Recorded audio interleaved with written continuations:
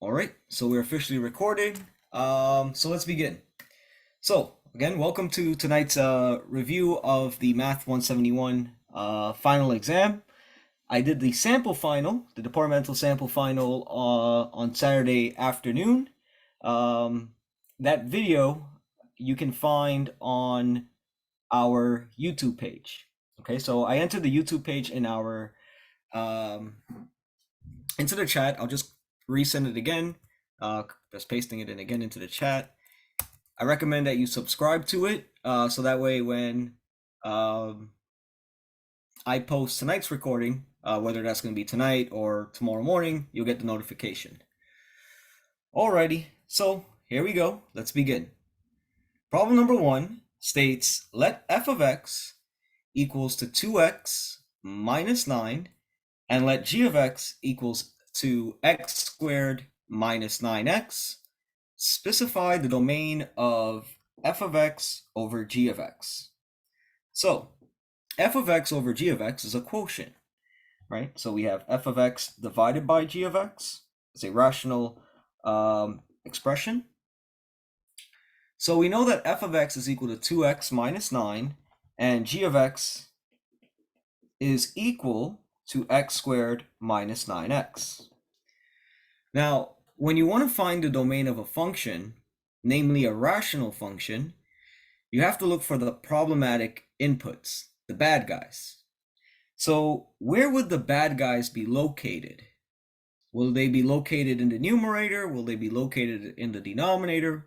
Where do you think the problematic input values will be located? That's right. That's right. It's in the denominator. So essentially, the denominator cannot be equal to what value? 0. That's right. So one thing that you can do with this rational function here is to not simplify, but factor it completely. For example, if you look at this numerator, it's 2x minus 9. The common factor between 2x minus 9 is 1, the greatest common factor, so I can't simplify it. It's already in simplified form. But look at your denominator. Your denominator is x squared minus 9x. You can factor this. What is a common factor between the x squared and this negative 9x? It's an x. So if I factor out an x, what would be remaining inside the parentheses? X minus 9. There you go, Preston. All right, so as you guys mentioned, your denominator cannot be equal to 0, namely for some value of x. So what are the values of x that makes this denominator 0? Well, you can take the denominator, x times x minus 9, set it equal to 0, and solve for x, right? So you have x, oops, my bad, times x minus 9, set this equal to 0, and you split this into two equations. The good thing here is that for your first equation that you have, x equals 0, there's nothing to do there. That will be one problematic input, right? So x cannot be equal to 0. Now, in the second equation, x minus 9 is equal to 0. If we solve for x by adding 9 on both sides, then x is going to equal to what value?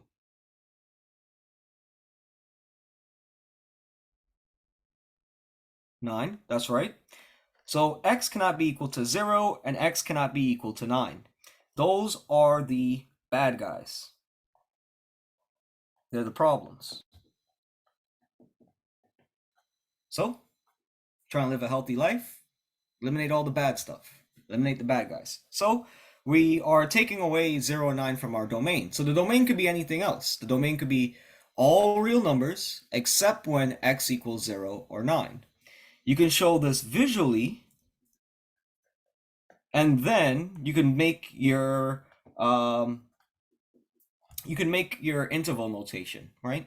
So you first plot 0 and 9. So let's say 0 is at the center, and let's say that 9 is roughly here. To show that x equals 0 and x equals 9 are not part of my domain, Then above these two values that I put on my number line, what should I draw? A closed point or an open point? Open, that's right. There should be open points. So you draw open points on the 0 and the 9. And to show that your domain is anything else, you just draw your line where it doesn't go through those 2 points. It just bypasses it. So that's a visual of your domain, okay? Now, let's try to write this out in interval notation, right? So interval notation to describe our domain. So we can say that the domain of f over g is going to equal to what? How should I begin this?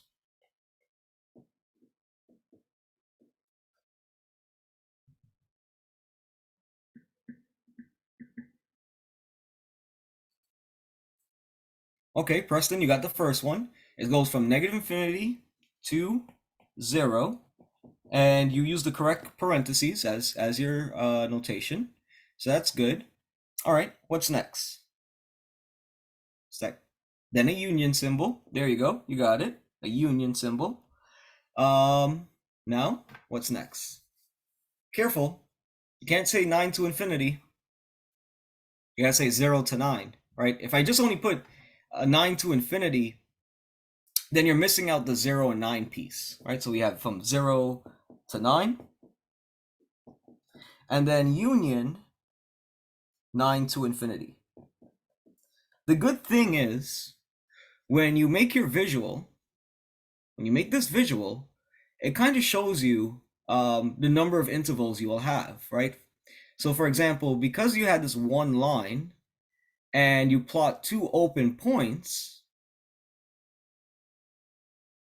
surrounding this line, then you can see that the line was split into how many parts?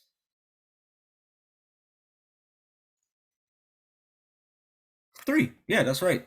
The first part was from negative infinity to 0. The second part would have been 0 to 9. And then the third part is from 9 to infinity. Okay? So there you go. That would have been the solution to problem 1. Is there any questions?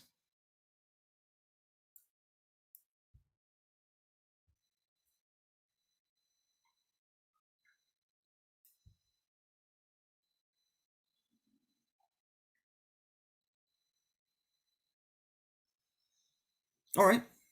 So I'm going to continue. So we got problem 1 out of the way, right? All you got to do is, again, if you want to talk about the domain of your function, namely a rational function, look for the values of x that makes the denominator 0, call them your bad guys, exclude it from your domain, and then write it as an interval notation. Okay, on to problem 2. So problem number 2, we want to simplify complex rational expressions. Now this problem looks a little bit different from what we did on Saturday for those that attended that review.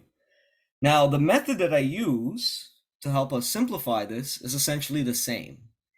Do anybody remember, for those that were here on Saturday, do anybody remember the method I use to simplify complex rational expressions?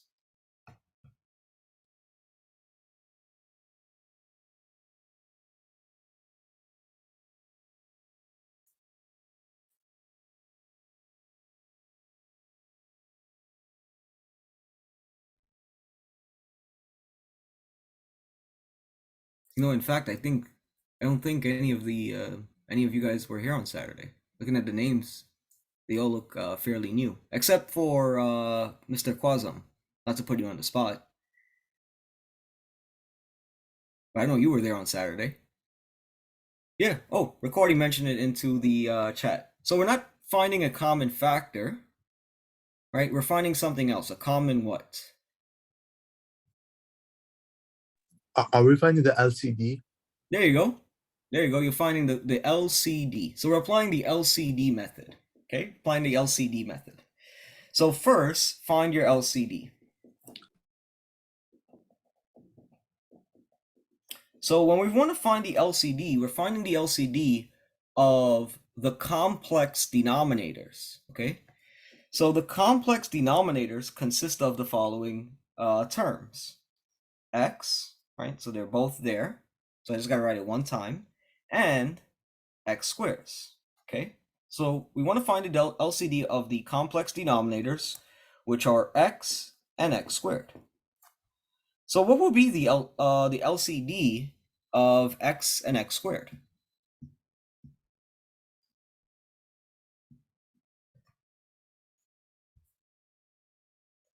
That would have been common factor. Common factor is x. So no. X is going to be. It's not Oh x, x, and x. No. no, I said this X. I said just Nope. X. Or Well, somebody said it in the chat, and I said no, it's not going to be x.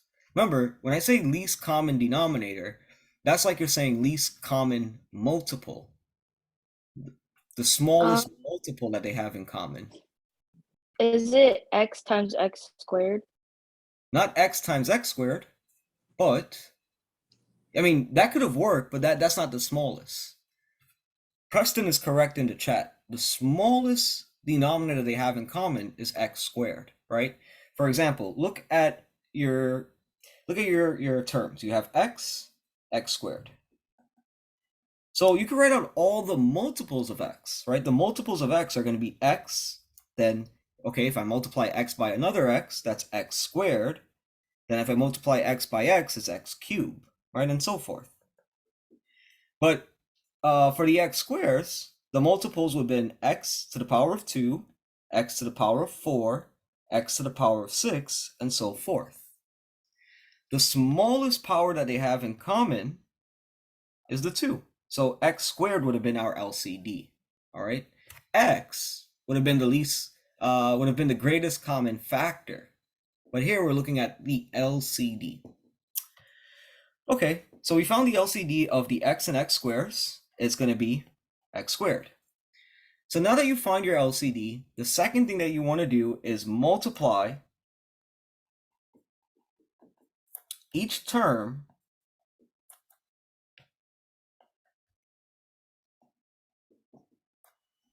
by x squared,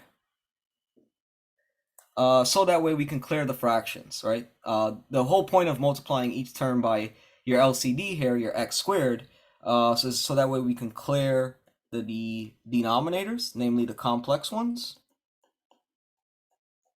And then the third thing that we're going to keep doing repetitively is just to simplify, okay?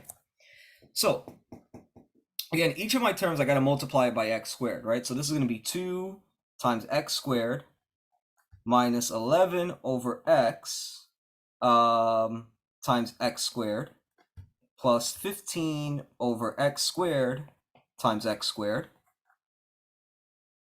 And then all of this gets divided by 3 minus 5 over x times x squared plus 12 over x squared times x squared. Oops, my bad. I forgot the first term I got to multiply by x squared too.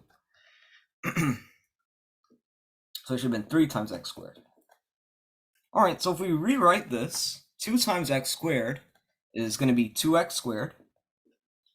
Now, if I take negative 11 divided by x times x squared, you can simplify it, right? Namely, you can simplify the x squared over x. What is x squared over x? That's just going to be x. You're right, Eddie. So you're going to get minus 11x. And then for the last term, you got 15x squared divided by x squared. 15 divided by x squared multiplied by this x squared. So you can simplify this, right? If you simplify it, what can we cancel out?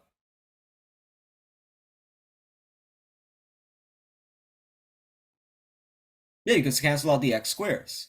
If you cancel out the x squares, you're just having 15 remaining, okay? So the numerator is just 2x squared minus 11x plus 15. Now, if you look at your denominator, we're going to do it the same manner, right? You have 3 times x squared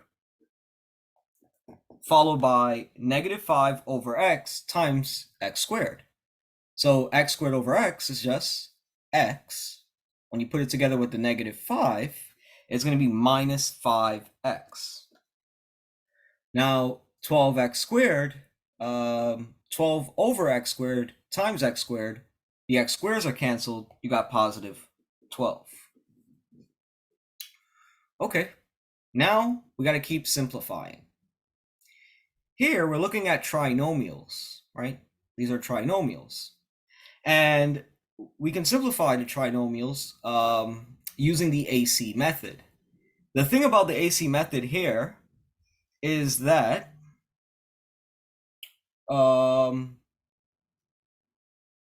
there's different ways to do AC method, and I prefer to use something called the Long method. So let me show you how this Long method works, okay? So the way that this Long method works is as follows, right? So I'll put a little star here to show you.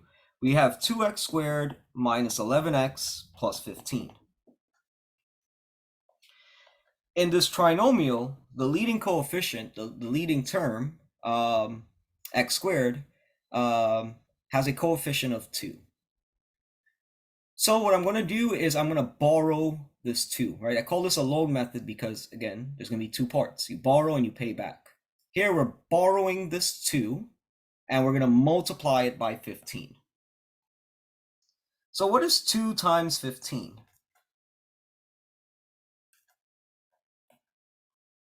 30. So you're going to get x squared minus 11x plus 30. Now, if you look at that trinomial, x squared minus 11x plus 30, this is something that you should factor. You should be able to factor this, right? What are 2 numbers that when you multiply them gives you positive 30, yet they add up to negative 11? Negative 5 and 6, right? So you have x minus 5 and x minus 6. But we're not finished here. We're not finished. We're not finished only because of the fact that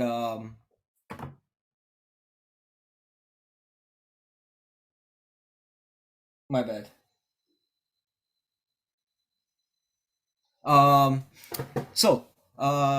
We're not finished yet only because in the loan, there's 2 parts. You borrow and you pay back.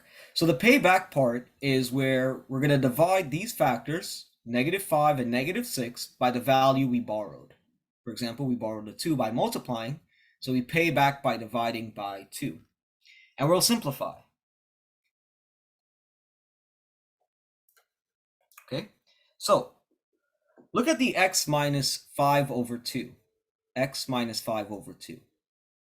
Can I reduce 5 over 2 any further? No. So informally, I can take this 2 and stick it in front of the x. So this would give us 2x minus 5. And then for the other one, x minus 6 over 2, this is something that we can reduce, right? What's 6 divided by 2?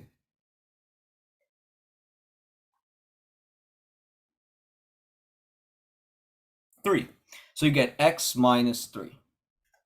All right, so for your numerator, you're going to have 2x minus 5 times x minus 3, okay?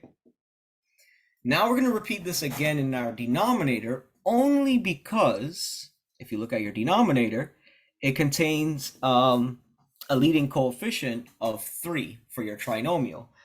So a is not 1 here. So you have to do this process again. So we have 3x squared minus 5x plus 12. So again, the way it works is we borrow the value of a, which is 3. So we multiply it by 12. So what is 3 times 12? 36. You get x squared minus 5x plus 36. And now you want to think about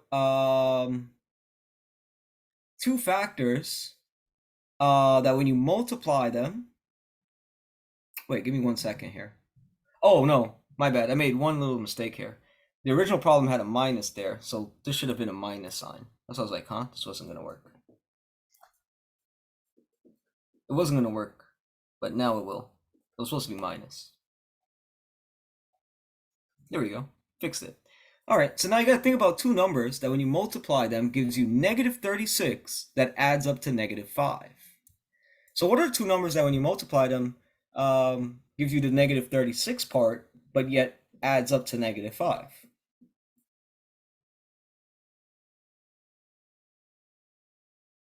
Careful, Royal. There you go, you fixed it. It's -9 and +4. So it's the other way around. -9 and +4, right? -9 plus 4 would give you the -5. All right, so we have x minus 9, x plus 4. And now you divide your factors here by the value you borrow, which was 3. Okay, so now we reduce this. What is x minus 9 over 3? Well, what's 9 over 3? That's going to be 3. So yes, you get x minus 3. Now for x plus 4 over 3, can you reduce this one? No, you cannot. So therefore, you take the 3 and stick it in front of the x. So this will give us 3x plus 4. All right? So your denominator is x minus 3 times 3x plus 4. And now you reduce this. Okay? When you reduce this, you can remove any common factor. So what common factor can I remove? The x minus 3's. That's right. The x minus 3's are gone. And what you're going to be left with for your final answer is 2x minus 5 over 3x plus 4.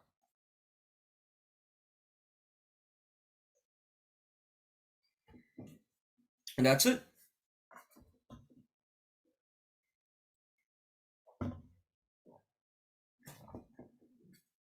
Any questions to problem 2?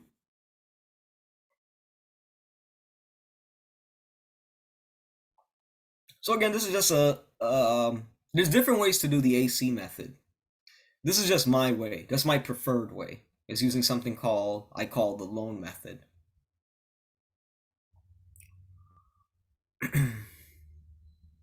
Anybody in the meeting would like to ask me a question about this problem?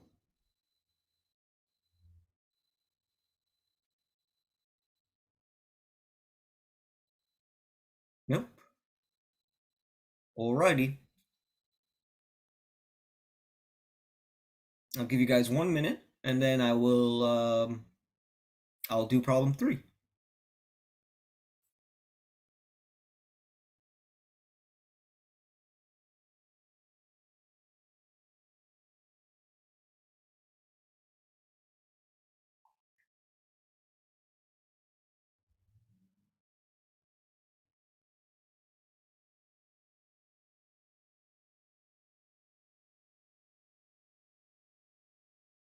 No, this is something that I created, Mr. Quasm. So if I were you, I write down the problems, or you take pictures of the problems. But if you want to find more problems to work on, just do your homeworks on my lab. The homework problems are very similar. You just got to go through them, topic by topic. Okay, here's problem 3 now. So, problem 3 states, draw the graph of y equals negative absolute value of x plus 2 minus 5. So, what do I know about this equation that I'm going to graph? Well, first off, I have to graph it using transformation, but I first need to know what this graph looks like.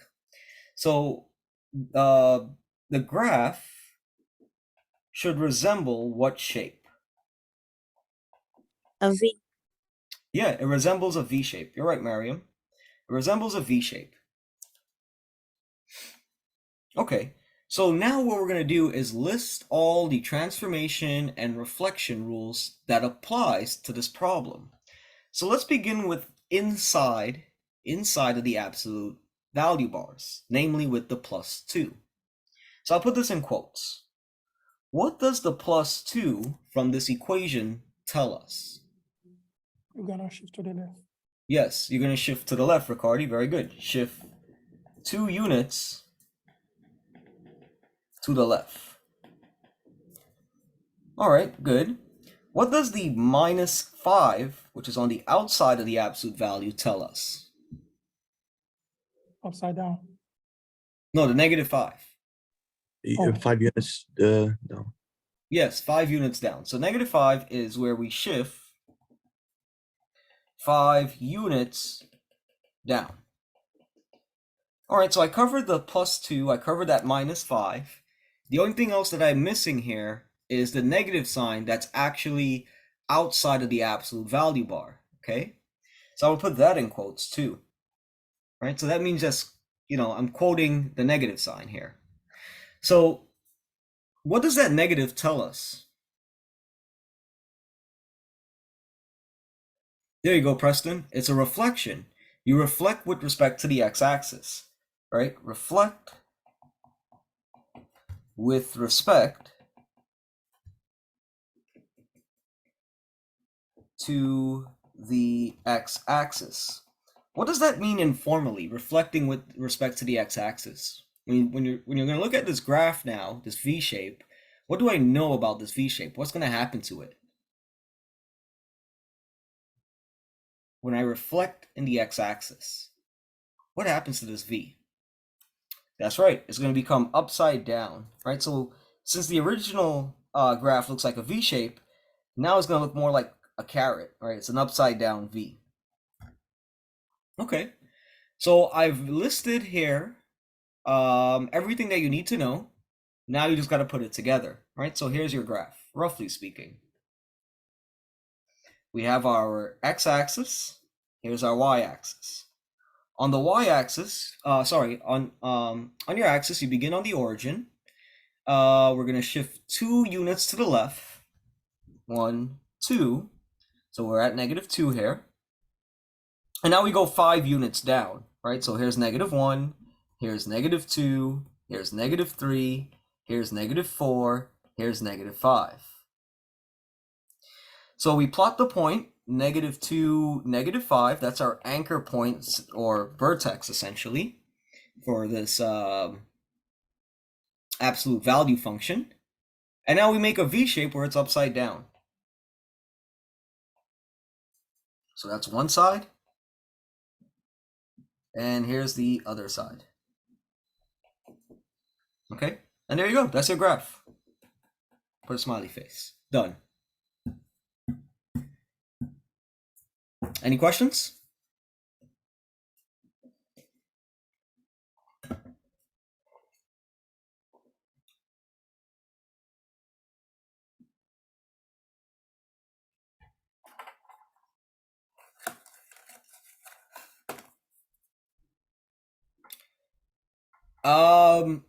I would recommend not to.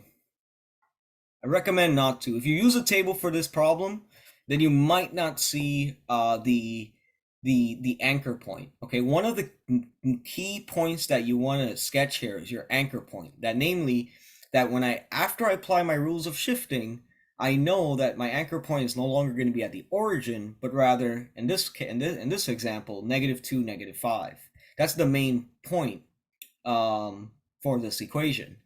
If you use a table, then it's possible that you won't be able to see that, and you might have an incorrect graph, okay? One of the things that you should have learned in pre-calculus is that if I do a table, don't get me wrong, the table's okay, but if you use a table and you use too little, not too many, but too little of points, then you might not get the full graph or the graph that you want. Williams, I don't understand. Do we have to apply the certain point that the V is touching? That's up to your professor. That's up to your professor. Like if I want to plug in a value like -1, -3, that's fine. I personally don't see the maxim for that. I think they more or less want to see that you can do this with using transformation rules. Or transformation and reflection rules.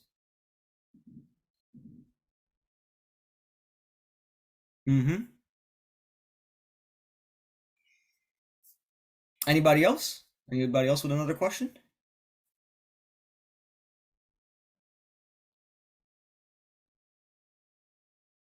Okay. I'm going to move on. We're going to do problem 4 now.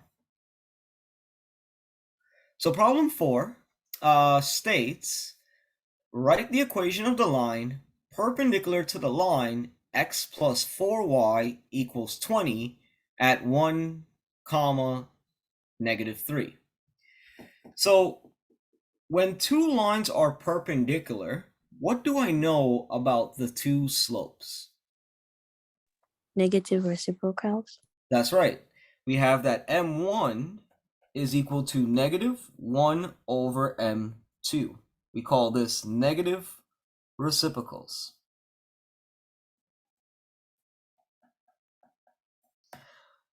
This problem is quite similar to what was on the sample final from Saturday, with the exception of the very first step. If you look at this equation, x plus 4y equals 20, let's say that this is my line 1, okay? I'm going to say that line 1, L1, is y equals, sorry, my bad, my apologies. It was x plus 4y. So we have x plus 4y equals to 20. If you look at this equation, can I tell right away what's my slope? You can first you can put in the slope intercept, and after you can. That's right. You see, this equation, you can't tell what the slope is right away. So therefore, you have to rewrite it in y equals mx plus b form, slope-intercept form. So if you want to write this in slope-intercept form, you got to get the y by itself. So algebraically, there's two things I have to do. I'm first going to subtract by x on both sides. Then I'll divide everything by 4. So check this out. We're going to get 4y is equal to 20 minus x. 20 minus x. Now, I'm going to divide everything by 4. So when I do, the 4's here are canceled. You have 20 over 4. Sorry, I was supposed to say y. But the 20 over 4 is going to reduce to 5. And then you have negative x over 4, which I can't reduce. Okay, so now that our equation of our line, line 1, is written in slope-intercept form, you can determine what's m1. What is the value of m1 here?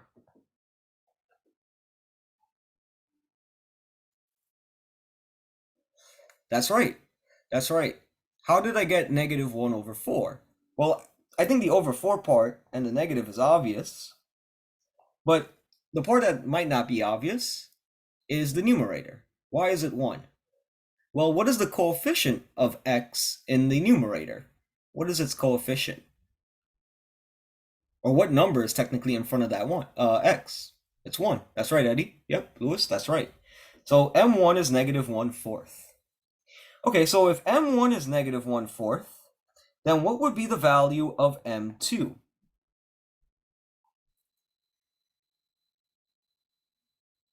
That's right. If m1 is negative, and you're going to negate a negative, we know it's going to be positive, right? And then you take the flip of the fraction. So 1 over 4 is 4 over 1.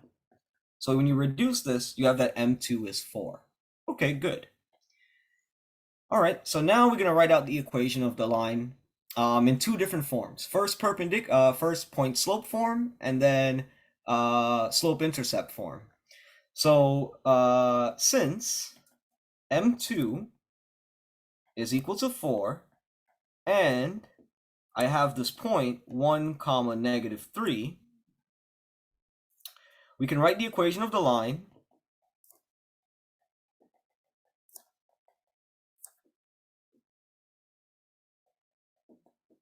line 2, right? We're writing the equation of line 2, that's the main point, in point slope form. Okay, so point slope form is y minus y1 equals to m times x minus x1, or you could call it m2 here, because you know that you're not using m1, you have to use the second slope, the one that you just found. So you plug in your values accordingly. You get y minus negative 3 equals 4 times x minus 1. And you can simplify the point slope form, by the way. If you simplify this point slope form, it's just y plus 3 equals 4 times x minus 1. So this is the point slope form simplified. All right. Now, you can rewrite in slope-intercept form. Okay. So if you want to rewrite this in slope-intercept form, you just take the equation that we left off with, y plus 3 equals 4 times x minus 1, and you just isolate the y. So first, I have to multiply the right-hand side of the equation by 4. So this gives us y plus 3 equals 4x minus 4, and then subtract 3 on both sides. So the 3's here will cancel. This will give us y equals 4x, and then negative 4 minus 3. What is negative 4 minus 3?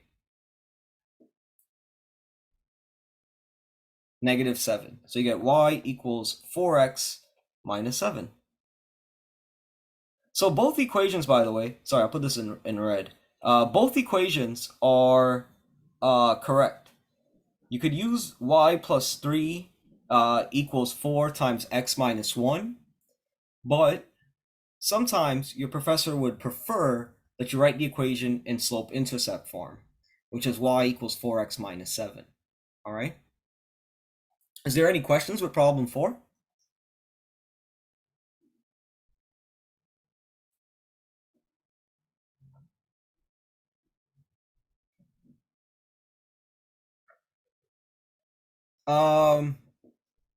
Preston, who's your professor for 171? I think I know, but I'm just wondering. Okay, so if your final's somehow going to be on, well, yes, your final's going to be on my lab. So if you're in Tanya's class and your final's on my lab, it's very possible that that particular question will ask you for both.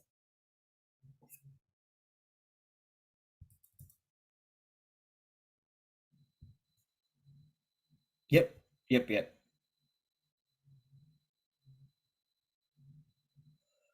All right, anybody else? Any questions here for me on problem 4?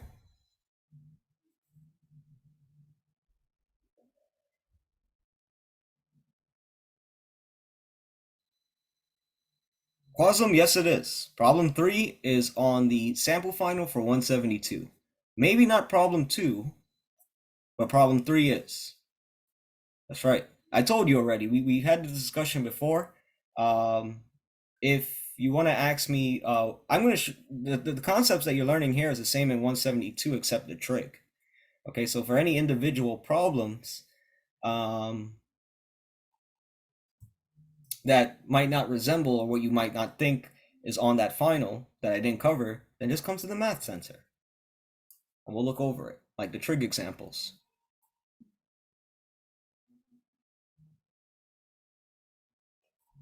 All right. Anybody else? Any questions for problem 4?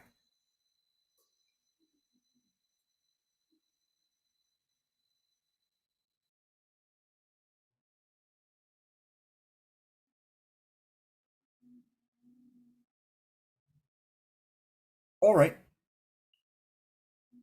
On to problem number 5. So problem number 5 states, draw the graph of y equals negative 2x squared minus 4x plus 6 and label its maximum. Now, a couple of things here. One, what would the graph, what would be the shape of the overall for the graph of this equation? What does it look like, the shape? It's a parabola, that's right, and it's going to be a U shape. So I know that this graph is going to be a U shape, but in particular, it's an upside down U. What gives it away? What gives it away that it's going to be this upside down U? The negative is that, well, more specifically, not negative slope. You can't say slope with quadratics. It's because the value of a, or the coefficient of your x squared, is negative, right? So this is true as long as a is less than 0, which it is in this case. A is -2. So your vertex is a maximum. All right. So the way that you find your vertex is as follows. So this is my notation. You don't have to use my notation, but it's very similar to what you've done in class, really. So my notation for the vertex is as follows. The x coordinate is what we say is -b over 2a, okay? So x is -b over 2a. Now to finish off our order pair, we need the y coordinate. The y coordinate, the way that I write it out is I say f of -b over 2a. That basically means to get the order pair of the vertex, first find the x coordinate, and then you plug it into your function or equation, okay? So let's get that x coordinate out of the way. X is equal to -b over 2a. So what is the value of b in this problem?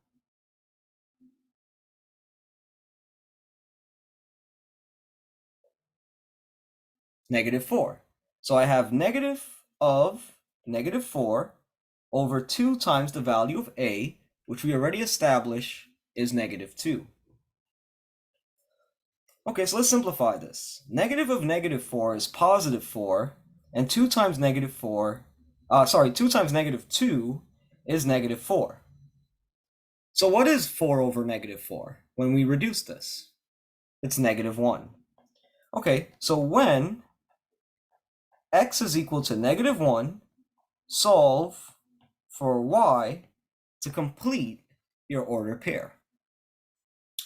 So we have that y is going to equal to -2 times -1 squared minus 4 times -1 plus 6. All right, so -1 squared is 1. That's a +1. When you take +1 multiplied by -2, that's going to be -2. On the other hand, if I take -4 times -1, that's +4. And then, of course, we have 6. So I have -2 plus 4 plus 6. This will give me the y value. When I work this out, what would be the value of y? 8. There you go. So your vertex as an order pair should be -1, 8. Alrighty. Let me make the graph where I first plot my vertex now. Okay, we're gonna do a little bit more math, but first let's plot our vertex.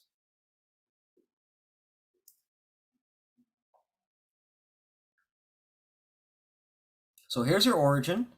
I'm gonna go 1 unit to the right, 2, 3, and now let me go 3 units to the left. -1, -2, -3.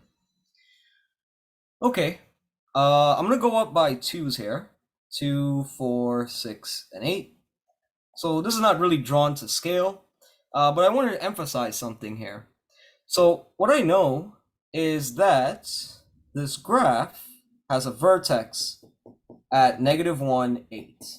That's our maximum. That's the maximum point. Now, imagine I make my plot where I sketch the parabola out. If I sketch the parabola, will it touch or cross the x-axis? Or will it go through the x-axis? Yes, it will. Because it's going to go through the x-axis, your parabola, right? Because the parabola will go through this x-axis, that implies that this graph has real zeros or real x-intercepts. So you can find your x-intercepts by setting the equation equal to 0, okay? So I'm just going to do it on the bottom here. Oops, I'll just push this down a little bit. Actually, I'll do it on this side here. So finding the zeros. We take our equation, -2x squared minus 4x plus 6, set it equal to 0, and we're going to solve for x using factoring methods. Look at your terms here. What can I factor out from -2, -4, and 6?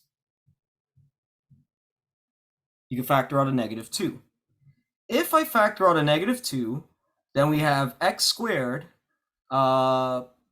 minus 2x. This would have been plus 2x minus 3 equals 0. Now, look at inside the parentheses. Can I factor x squared plus 2x minus 3 any further?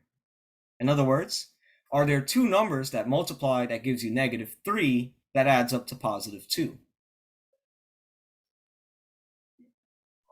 2 and 1. No. There you go, Eddie. It's negative 3 and 1, right? Negative 3 times 1 is, well, no, actually, no, that's not it. It's the other way around, Eddie. It's negative 1 and 3. Negative 1 and 3. There you go. Now you got it fixed. Yep.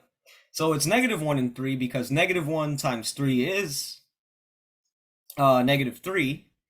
And then if you add those two numbers up together, it's positive 2. So you get x plus 3 and x minus 1 is equal to 0. Now, if you set these factors, x plus 3 and x minus 1 equal to 0, right?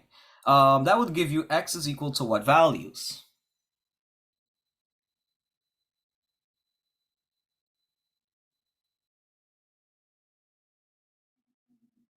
Negative 3. And if you take x minus 1 and set it equal to 0, then x is equal to 1. There you go, Mariam. So these are your zeros. Those are the zeros or the x-intercepts. So I could plot them. Here they are. It's negative 3, 0, and 1, 0. So this graph actually is not going to look nice. So let me just try to fix this a little bit. Make this a little equal spaces. My bad. So let's say here's our negative 2, and let's make this negative 3. Let's actually make it a little closer. All right, so we plot our zeros. Here they are. I have 3 points, and now I can make my parabola. So it's an upside down one, as we mentioned before.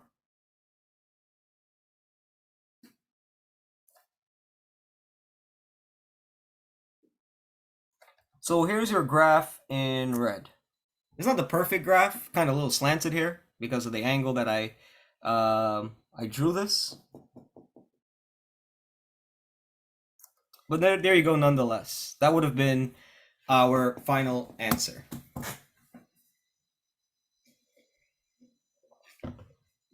Any questions?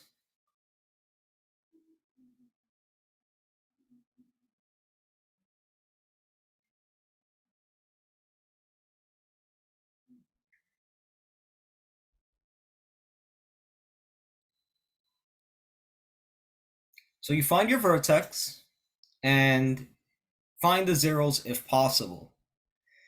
If there are no real zeros, then I would have used axis of symmetry. Kelvin, yeah, you could have actually plotted the y-intercept here. The thing about it was my graph wasn't done to scale. If I actually were to do it to scale here, technically this would have been the y-intercept there.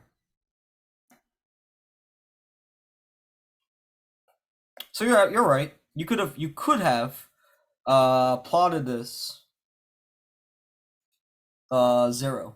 Okay, could have done that as well. But now I just botched my graph even further. You can plot it your not your 0, but your y-intercept. All right. Anybody else? Any other questions? My bad about my parabola.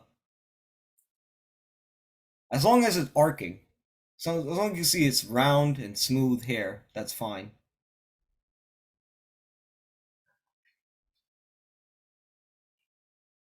Anybody else with a question?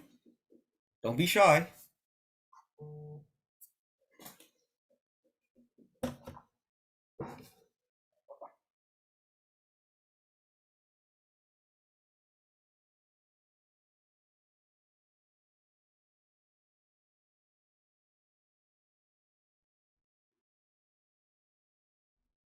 Okay, let's continue. Problem number 6 states we want to draw the graph of y equals the square root of 10 minus x. Now, this problem is a little bit different. And the only reason why it's a little bit different is because if I had this equation, y equals x minus 10, then what do I know that the minus 10 tell us? What does the minus 10 would tell us in terms of shifting here? Shift to the right. Yeah, you would shift to the right.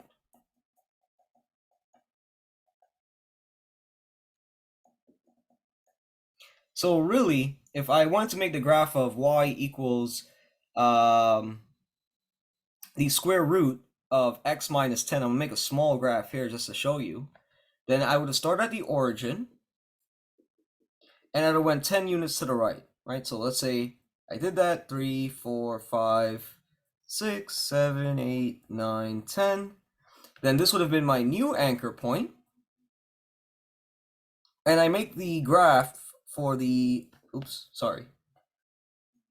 for the square root function. So let me just fix that. Okay, a little bit better. All right, now that would have been the final answer if it was y equals the square root of x minus 10, but that's not the case here. If you look at inside the square root, we have 10 minus x, which is not the same thing as x minus 10. So if I want to use rules of shifting and reflecting, namely transformation rules, there's something I have to do algebraically to this equation that's inside of the radical. Do anybody know what I can do inside of this radical if I have 10 minus x?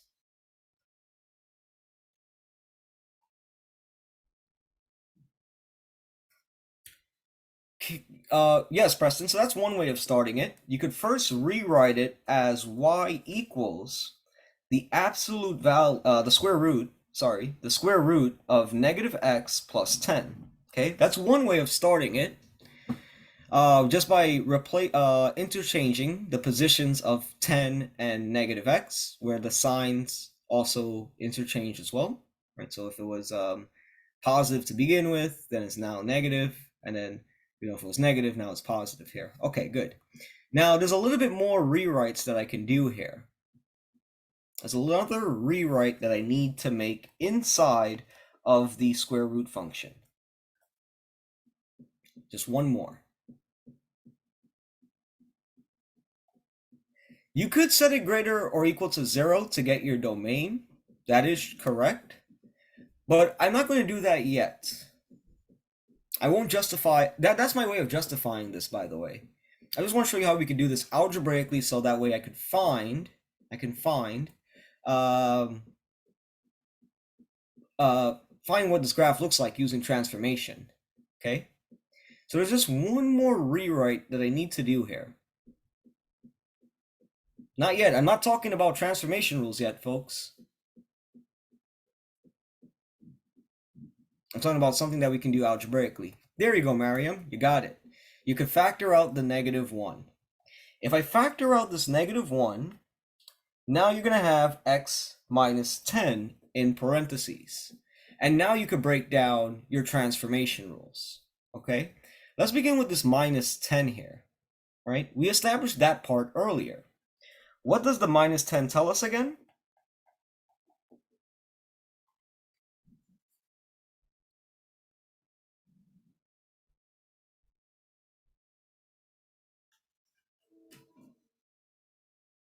Ten units to the right, so you shift 10 units to the right. And now, if you look at the negative sign that's in front of the open parentheses, is this negative sign inside or outside of the function?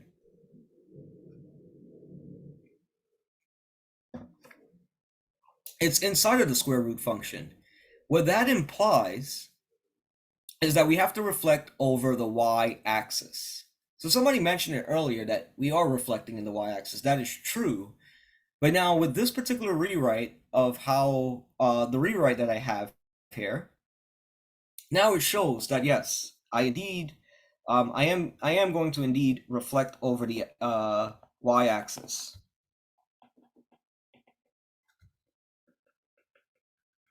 All right. So let's make our graph. So again, there is my y-axis. Here's my x-axis. Okay, so let's say if I shift 10 units to the right, here's going to be where my new anchor point is located. It's going to be located at 10, 0. And now I make my square root function just go in the opposite direction. Right, it was going towards the right before, but now it's going towards the left. And that's it. Okay, so now you see the difference between y equals the square root of 10 minus x and y equals the square root of x minus 10. Here's how I can justify our graph for y equals the square root of 10 minus x, by the way. Mariam was mentioning it in the chat, but there was a couple of key things actually missing there. First of all, she was saying that we can take the expression 10 minus x and you can set it greater or equal to. What she left out was the 0. Okay, you have 10 minus x is greater or equal to 0. Basically, you would take the whatever expressions inside of the square root function, you set it greater or equal to 0 to get your domain. So if I solve this inequality, first I subtract 10 on both sides, you get negative x is greater or equal to negative 10. And now if I divide by negative 1 on both sides, you get x, right? Negative x over negative 1 is positive x, is less than or equal to positive 10. So this becomes the domain of y equals square root of 10 minus x. And if you look at your inequality symbol, it's pointing in which direction? To the left or to the right?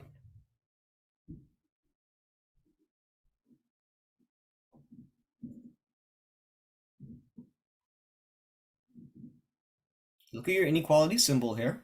Yeah, it's pointing towards the left. Now, if you look at our graph, right, if you look at the arrow that I drew, right, for the curve, the arrow here, it's pointing towards the left, right? It's telling you that this graph is all basically going to go all the way down to when x is negative infinity, right? And it's stopping, if you read it from left to right now, from negative infinity, and it will stop all the way at 10, okay? So there you go. That's how you make your graph. Any questions?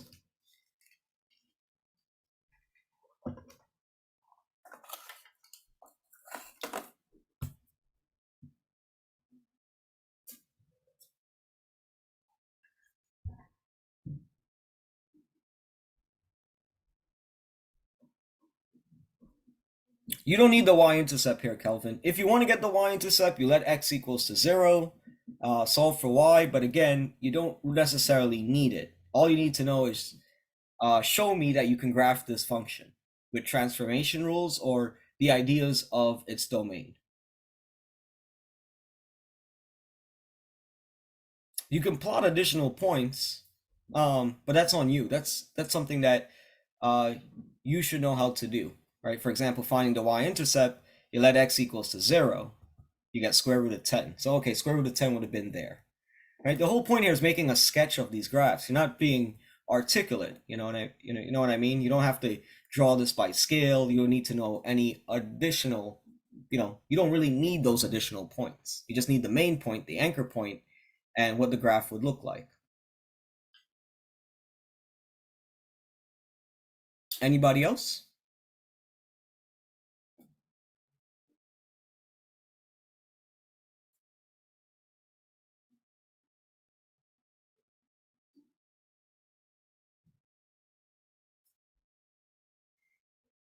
Don't worry. There's a problem. There's a couple of problems. I will tell you. You need to get the y-intercept. So I'll keep that. I'll let you know that in mind. No, Preston, you cannot leave it as negative x plus 10 because the plus 10 is deceiving. That plus 10 will tell you to go 10 units to the left, not the right. And then your graph would have been wrong. That's why you have to factor the negative out first.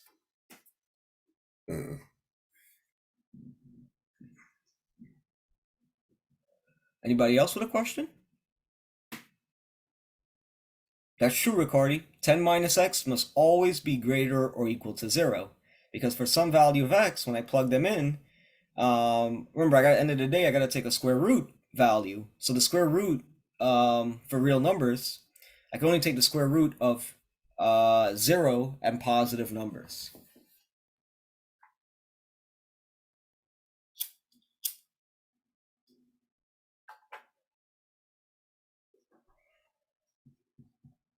Any other questions?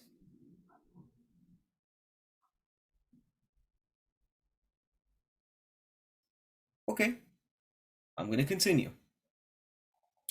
So, Kelvin, when we're going to look at problem number 7, writing the equation of a line given its graph, you need to know your y-intercept, right? In this graph, one thing to note is that you should be able to distinguish two key points. One of them is the y-intercept. So what is the y-intercept for problem 7? How can I write it out as an order pair? Well, I already put the point there, but what would be the order pair for your y-intercept?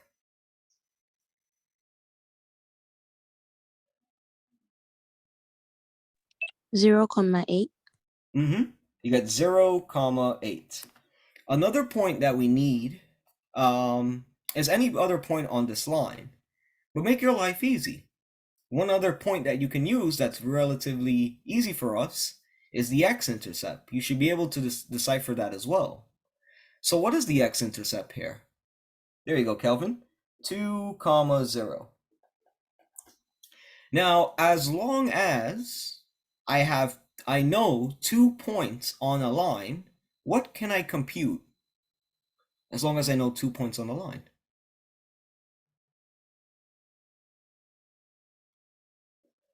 Rise over run. What word is used to describe rise over run? Or rise over run is used to describe what? Slope, right? So m, which stands for your slope, is equal to the change in y over the change in x. So we can call that y2 minus y1 over x2 minus x1. So you can label your order pairs. You have x1 here, then y1, then x2, y2. Okay, so we're going to plug them in. We have 0 minus 8 over 2 minus 0. So what is 0 minus 8? Negative 8. 2 minus 0 is 2. Negative 8 over 2, you can reduce this. This is going to be what? Negative 4. Okay, good. Now, when we're writing the equation of the line, the equation of the line is written in y equals mx plus b form. So I know what's the value of m. M is going to be negative 4. Okay, m is negative 4. I just need to know what's the value of b. But do anybody remember what b stands for?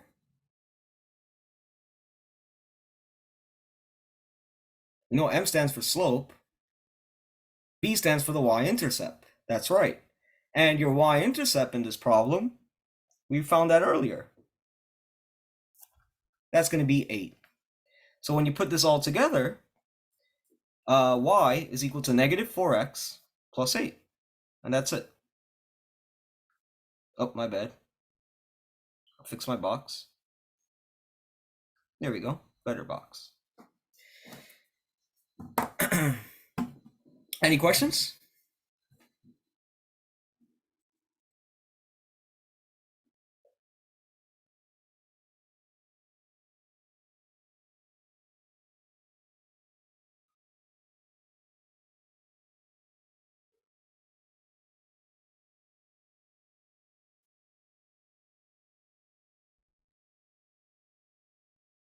All right, so problem 7 was on writing the equation of a line.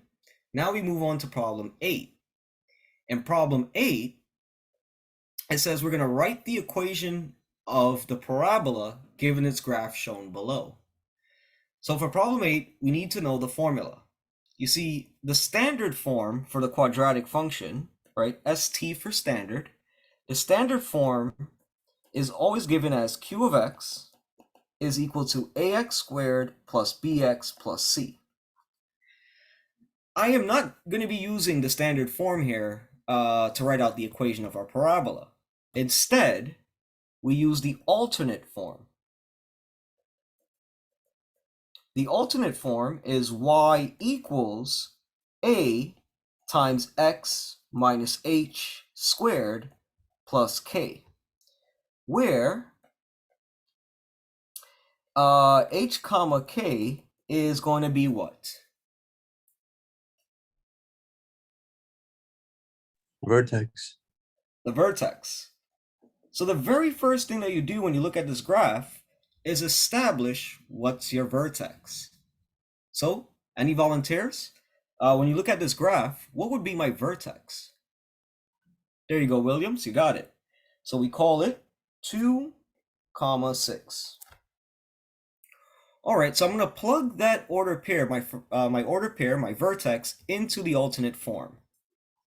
This gives us y equals a times x minus 2 squared plus 6. Now, are we finished with this problem? No. What's missing? A, that's right. Find the value of A. Okay, so now find the value of A.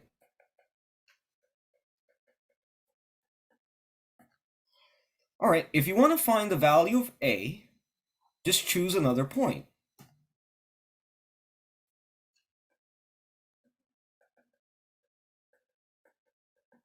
So what's another point that I can choose based off of this graph? There you go, Kelvin. You can choose your y-intercept. You can choose 0, 4. So you will plug in 0 for x, y for 4, and then solve for a. All right, so this is going to give us 4 equals a times 0 minus 2 squared plus 6. And now we just got to, again, solve for a here. So let's work this out. What is 0 minus 2?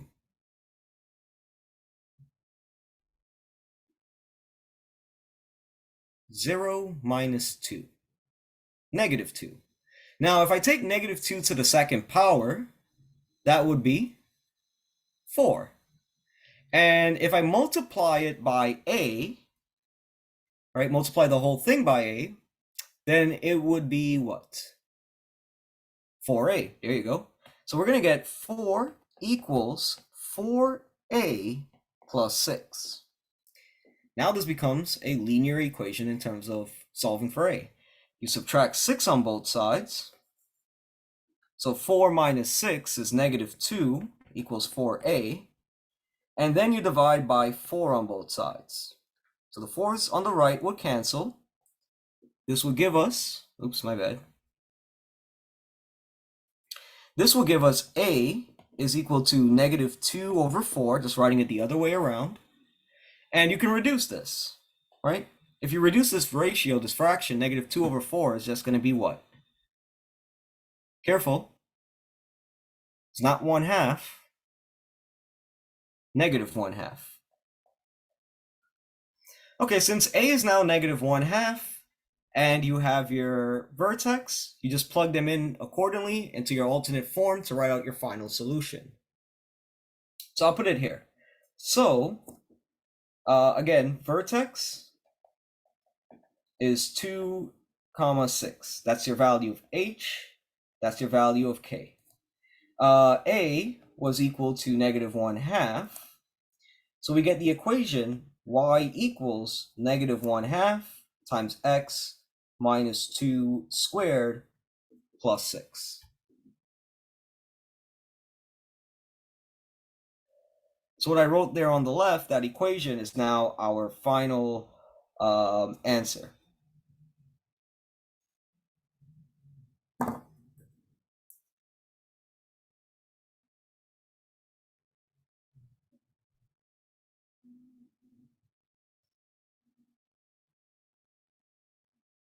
Any questions?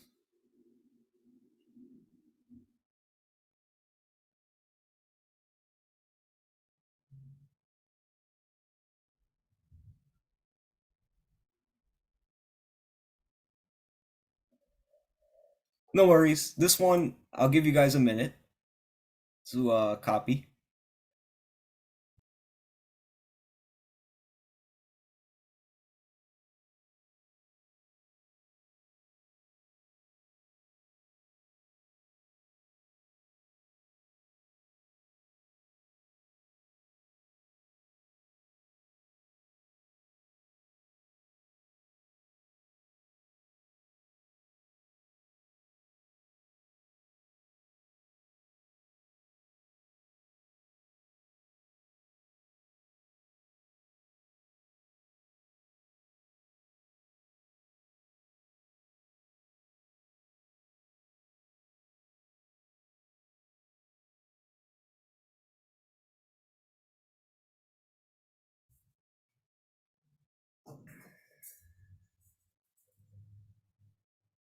Yes, Riccardi, we can use for the order pair 4, 4 as well, and you should still get the same value for A.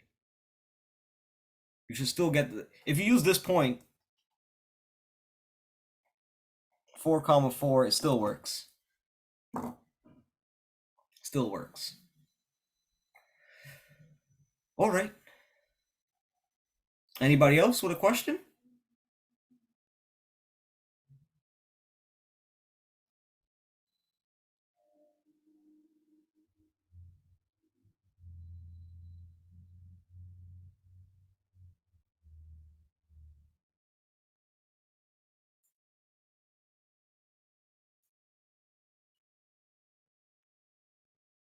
Okay, we are halfway through the exam.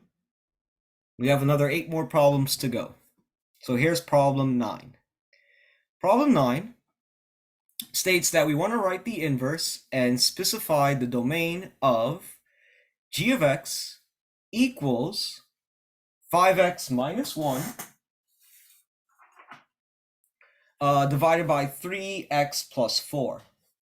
So for us to write out the inverse, there's a couple of things that you should do. First, replace the g of x with y. This gives us y equals 5x minus 1 over 3x plus 4. Next, you interchange the y and x values, meaning that you just swap their positions, right? Wherever you see a y, replace it with x. Wherever you see an x, replace it with y. So this gives us x equals 5y minus 1 over 3y plus 4. Now, your next step here is to solve for y. All right, so now solve for y. So I'll do it above here so that way we have a little bit more space to work with. So we have x equals 5y minus 1 over 3x plus 4. Okay, so how can I solve? Oh, sorry, not 3x. I meant 3y. My apologies.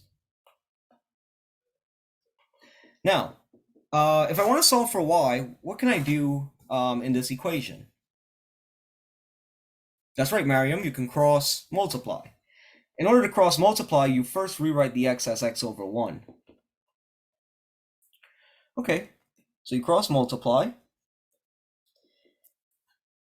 If I take x times 3y plus 4, then I have to multiply the 3y and the 4 by x. So that will give us 3xy plus 4x. And if I multiply 1 by the 5y minus 1, then this is going to be 5y minus 1. Okay, after cross multiplying, what is the next step?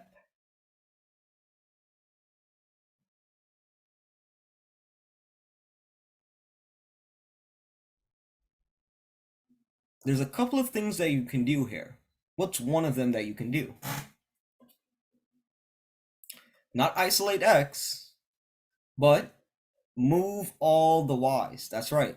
Move all the y's on one side of the equation. So what I'll do here is I'm going to subtract 5y on both sides. So on this left-hand side of the equation, it would read as 3xy minus 5y plus 4x is equal to -1. Okay, what's next?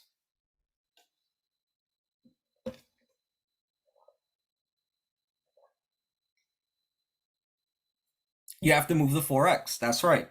When you're moving the y's on one side, right? You want to have all the y terms on one side, all the terms that doesn't have the y terms on the other. So this will give us 3xy minus 5y. Here the 4x's will cancel, is equal to -1 minus 4x.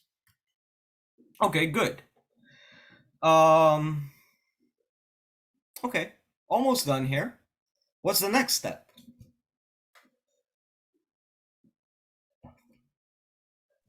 Move the 3x. Nope, you cannot move the 3x because it's 3x times y. But you are going to be factoring. You're going to namely factor out the y. If we factor out the y, this will give us 3x minus 5 equals -1 minus 4x. To get y by itself, you now divide 3x minus 5 on both sides. So here the 3x minus 5s are canceled. You're going to get y equals -1 minus 4x over 3x minus 5.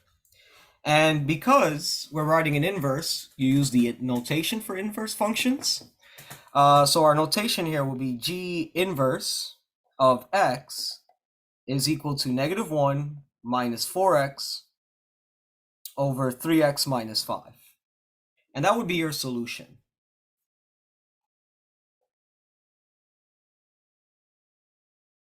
Now you can check that this is true, but we're not going to do the check, only because it's lengthy. It's a lengthy check. But if you want to really see that if your solution is true, you can check that the following is true.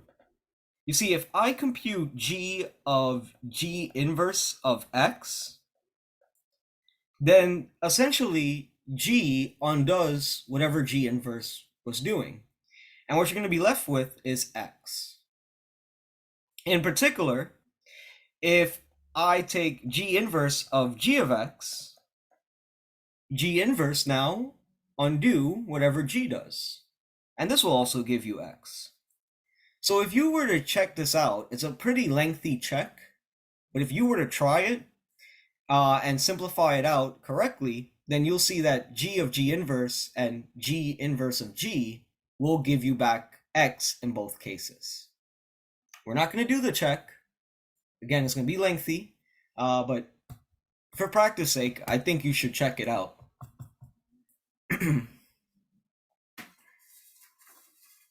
And that would be your solution, though, right? So the solution is what's in the light in the blue box. Okay. Any questions here for me regarding problem 9?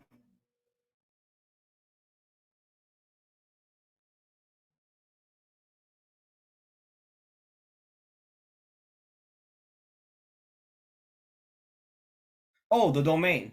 Oh, that's right. My bad. I'll write it out underneath. So if you want to find your domain for G inverse, my apologies. Remember, this is a rational expression or function. So you can set the denominator equal to 0.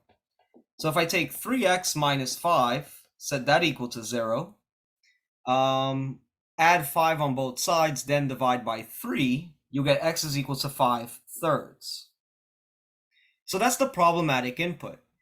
Since you only have one problematic input, then your domain is everything else, right? So the domain of G inverse is, oops, my bad,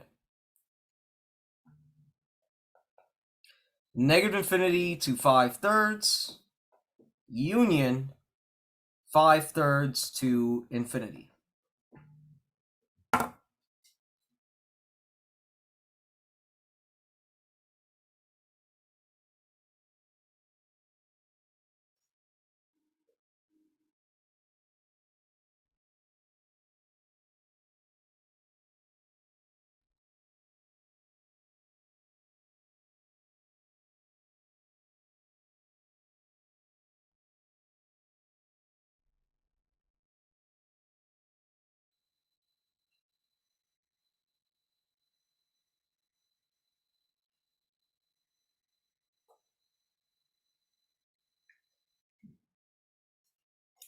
Yes, Eddie. In this case, because G inverse is a rational function, then you just gotta set the denominator equal to 0. That's right. Williams. So we only had to move the 3. No, no, not at all.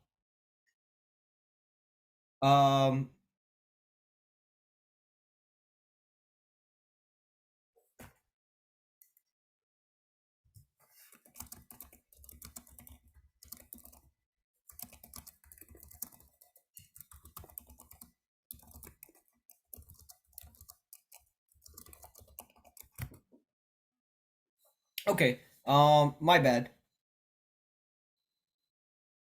So yeah, yeah, Eddie, when you're looking for your domain here, Eddie and William, you had 3x minus 5 is equal to 0. You add 5 first, then divide by 3.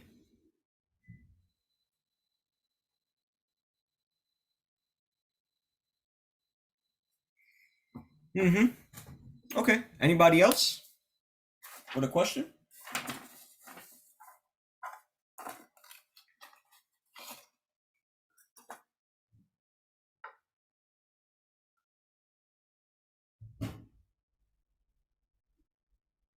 All right, let's continue. Let's look at problem number 10. Problem number 10. So problem number 10 states simplify by using polynomial long division. Okay, so the numerator, 5x cubed minus 6x squared plus 3x plus 11, that's our dividend. That's what goes inside of the long division bar. And x minus 2 is our divisor. Okay, so what this will read as is the following. X minus 2, sorry, I'll save some more room. X minus 2, and then inside of this division bar, you have 5x cubed minus 6x squared plus 3x plus 11. So the rest of the space that I have here on the left, I'm going to call it scrap. We're going to do some scrap work here. The first thing that you want to ask yourself is how many times can the first term of the divisor go into the first term of our dividend? Mathematically, that just means what is 5x cubed over x?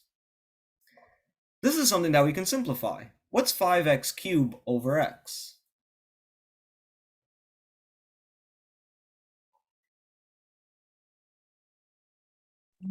5x squared. 5x squared. All right. So what I'm going to do is write out that term on top of the negative 6x squared, right? So I make my powers line up. And now I'm going to take 5x squared, multiply it by x minus 2. So 5x squared times x will give you back 5x cubed. But what is 5x squared times negative 2?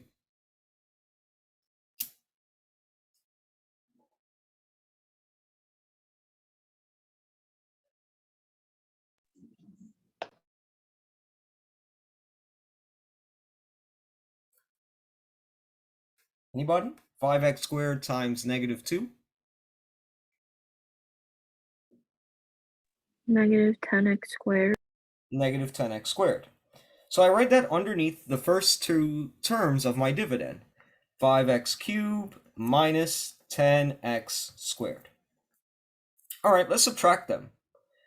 Well, what is 5x cubed minus itself? Well, it's going to go away. But now, what is negative 6x squared minus negative 10x squared? 4x I have squared. a Yes, that is going to be 4x squared, right? So it's going to be, just to show it, you have negative 6x squared minus 10x squared. So this is negative 6x squared plus 10x squared, which is 4x squared. And now you bring down the next term. Okay, before I show you the next step, I heard somebody said they have a question and cut off their mic. I don't know who that was, but if you have a question, you can ask before I continue. Wait, I have a question. How come you wrote 10x squared and then where you're dividing you wrote negative 10 squared? X squared, sorry. Wait, I didn't divide, I was subtracting. Yeah, but you see right there you have negative 10x squared and then in the blue you have plus 10x squared. Oh, here? Because the two Yeah. negatives, negative of Oh, negative okay, 10x squared okay. is positive. Yeah. Okay, There you makes go. sense. Sorry. It's all good, no worries. All right, so yes, negative 6x squared minus negative 10x squared is minus 6x squared plus 10x squared, which is 4x squared. How did I get the 5x cubed? Well, 5x squared times x is 5x cubed.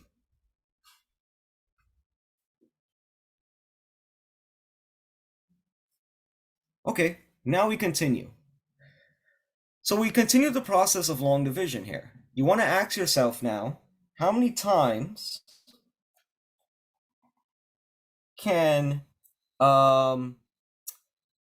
x go into 4x squared, right? So mathematically, you're asking yourself, what is 4x squared divided by x? So what is 4x squared over x? It's going to be 4x. Okay, so I write that above our long division bar.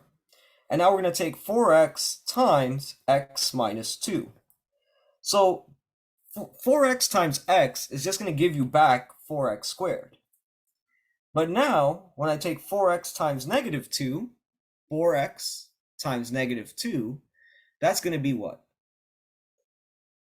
Negative 8x. Okay, so we'll write that out. We have 4x squared minus 8x. And of course, I'm going to be subtracting. So the 4x squares will cancel, right? 4x squared minus 4x squared is 0. But now, what is 3x minus negative 8x? That's right, Kelvin. It's going to be 11x, right? The two negatives become a positive. So 3x plus 8x is 11x. All right, so we have 11x. And now we bring down the 11, the positive 11. Okay, so how many times now can x go into the 11x? 11 times, right? So we have 11x over x is 11. So we put the plus 11 on top. And now we're going to do 11 times x minus 2. So 11 times x is 11x. 11 times minus 2 is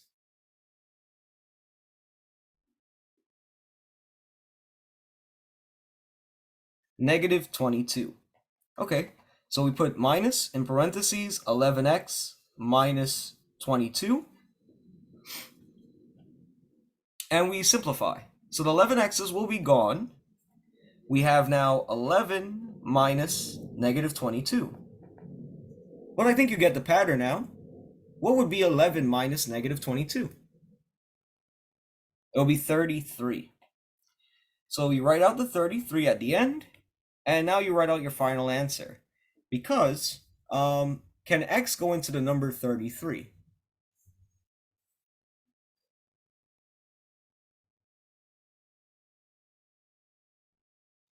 No. So here, 33 is our remainder.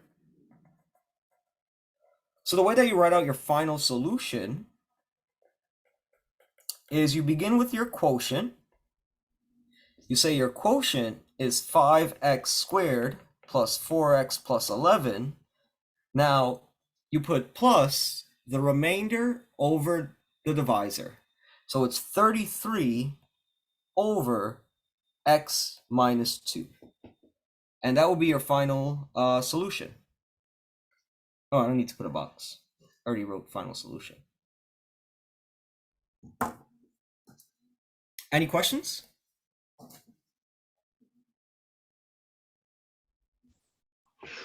So I really understand the synthetic division. You can use synthetic division if the problem tells you to use synthetic division. But would you have the time to do it? I can show you afterwards, after the meeting. I just want to continue with the problems. Okay, no problem. Okay. You could, if the question says use synthetic division, then sure, you can. But I'll get to that. I can do that at the very end of the meeting, if you want to stick around for it. Anybody else? Any questions?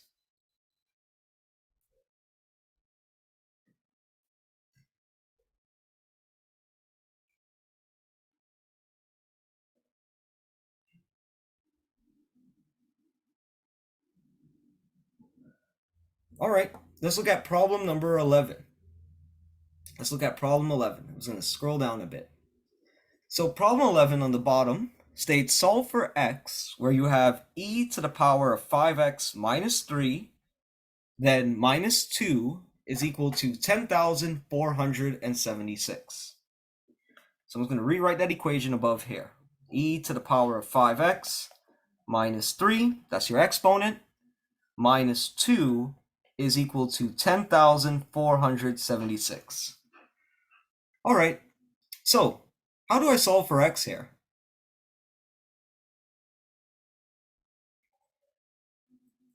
Yes, Riccardi, we're going to definitely use ln, but I can't use it right away. What should I do first before I use ln? Take the -2 to the other side. That's right, add 2 on both sides. Okay, so if I add 2 on both sides, this gives me e to the power of 5x minus 3 equals 10,478. Okay, now that we have moved the 2 on the other side of the equation, we can now take the ln of both sides. So there's a couple of properties that we need to know about ln as I'm doing this problem, right? So again, I'm taking the ln of the entire equation. It's going to read as ln of e to the power of 5x minus 3 equals ln of 10,478, okay? So these ideas of ln is also true for logarithms. If I have ln with some base, let's call it b, raised to the n power, then one of the rules for ln, one of its properties, is that you can take the exponent and stick it in front of n of the ln, right? So you can move the exponent, which is n, in front of ln. So we'll say n times ln of b. There's another property that I need to know. Another property is I need to know what's ln of e. Anybody know what's ln of e?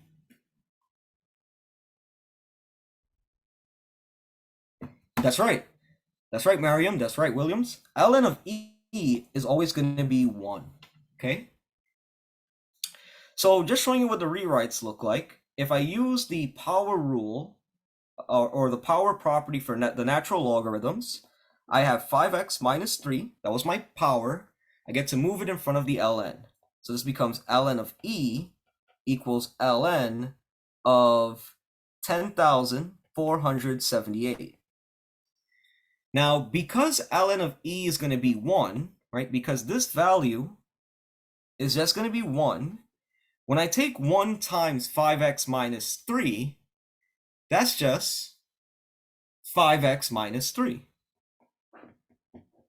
So we get 5x minus 3 equals ln of 10,478. Now, how do I solve for x? Well, this essentially becomes a linear equation. Just add 3 on both sides. Unfortunately, I can't combine this with the ln, so I just say 5x is equal to ln of 10,478 plus 3. But to get the x by itself, what is the last thing I got to do?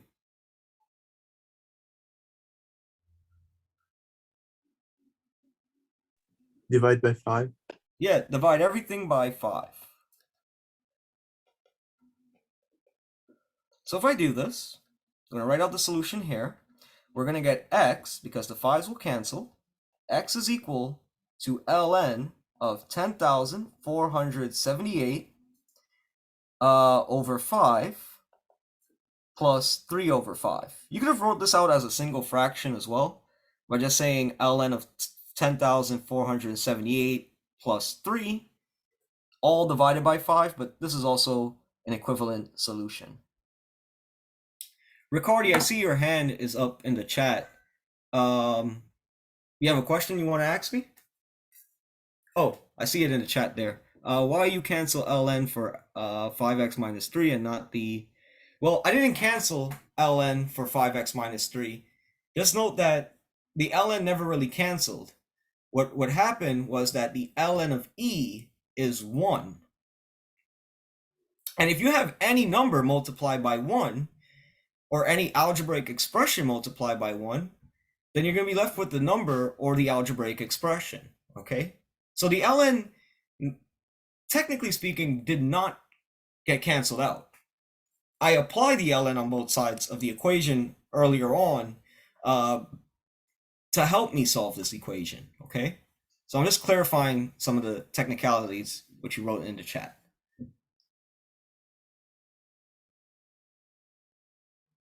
Sounds good?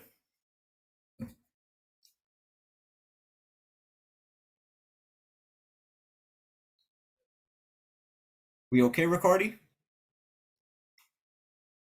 Yes. All right. Anybody else? Any questions? Yes, I have a question. Go ahead. Could we just leave it like ln 10,478 plus 3 over 5, or we have to do it like... I said that. I said that. I couldn't hear it because I have a volume in my house. I'm sorry. It's all good. I did say that. Yeah, I received that. Anybody else? Yeah.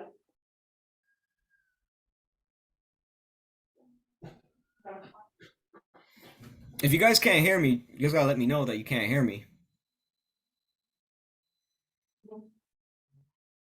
Anybody else with a question?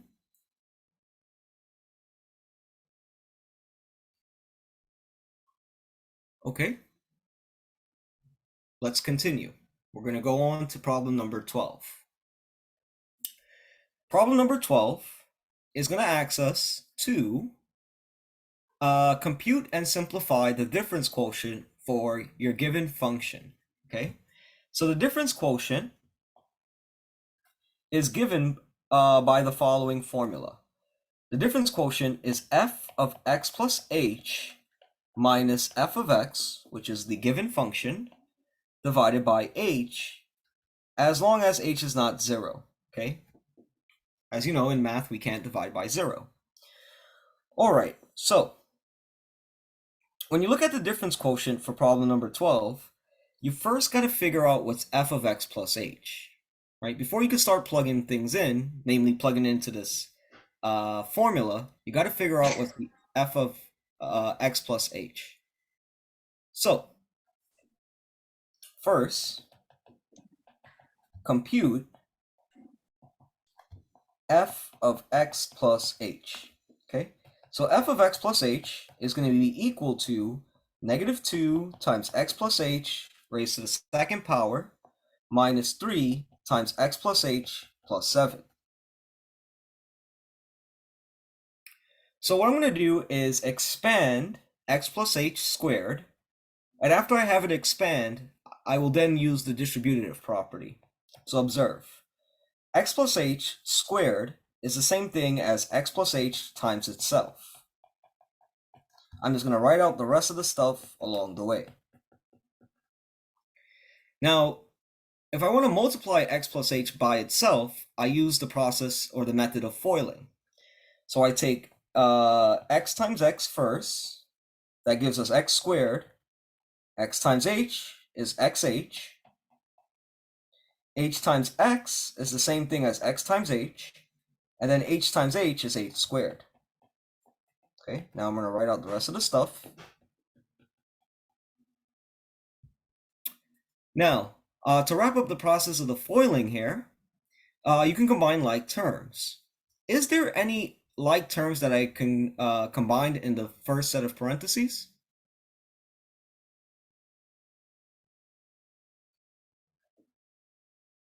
The xh's. How many xh's do we have?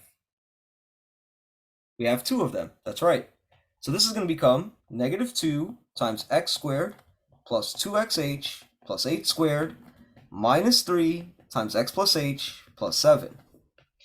Now, I'm going to distribute the negative 2 inside the first set of parentheses, and in the second set of parentheses, I distribute the negative 3.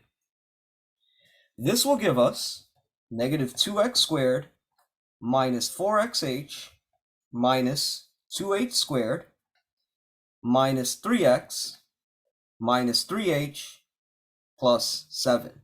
So this is precisely f of x plus h. Now, compute the difference quotient.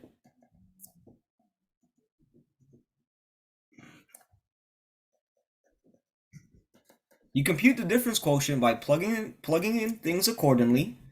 Then you'll simplify you take the difference in the numerator and then simplify. So in the first set of brackets, f of x plus h will be placed into the first set of brackets. So it's negative 2x squared minus 4xh minus 2h squared minus 3x minus 3h plus 7. Right? Close off your bracket, put your minus sign, open a new set of brackets, and put the original function, negative 2x squared minus 3x plus h, and all of this gets divided by a single h. Okay. We substituted. Now you take the difference in the numerator. Because I have a minus sign separating the terms of f of x plus h and the terms of f of x, things get canceled out appropriately, right? Whatever terms they have in common, because of the minus sign, you can get rid of it. So what terms can I get rid of or eliminate?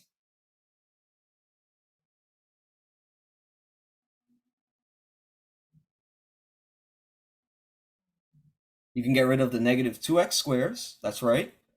What else could I get rid of? 3x and 7. The negative 3x and the 7. So the only terms that you should have remaining are the terms that involve an h, right? So we're going to get negative 4xh minus 2h squared minus 3h over h. Okay, now look at all the terms in the numerator. Because they all contain an h, you can factor it out. If you factor the h out, you get negative 4x minus 2h minus 3 inside the parentheses, all divided by h. Well, if I'm multiplying by an h on the top, and then I'm dividing by an h on the bottom, what happens to these h's? They cancel out. That's right. So as long as h is not equal to 0, the h's are canceled, and you're left with what's inside the parentheses.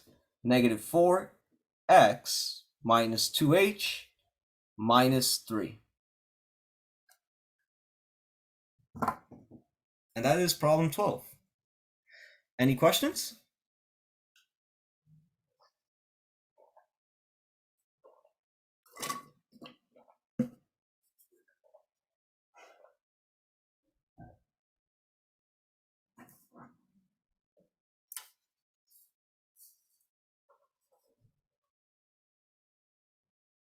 Alrighty. I'll give you guys a minute to write. I'm just going to take a deep breath. You should take a deep breath too, because the next problem is going to be a little bit intense. Giving you that heads up.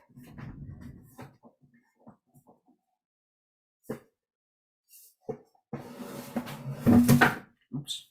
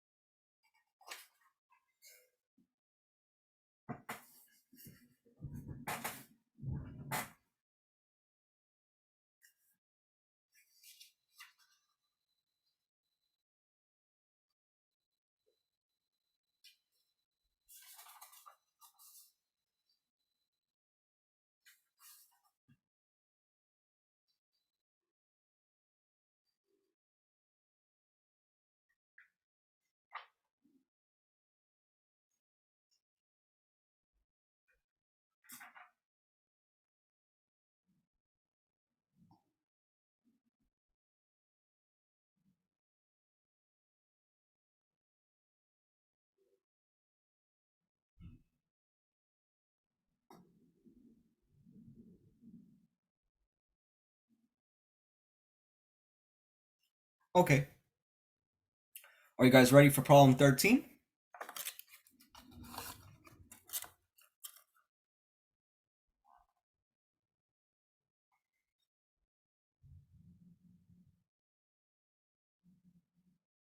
All right, let's move on.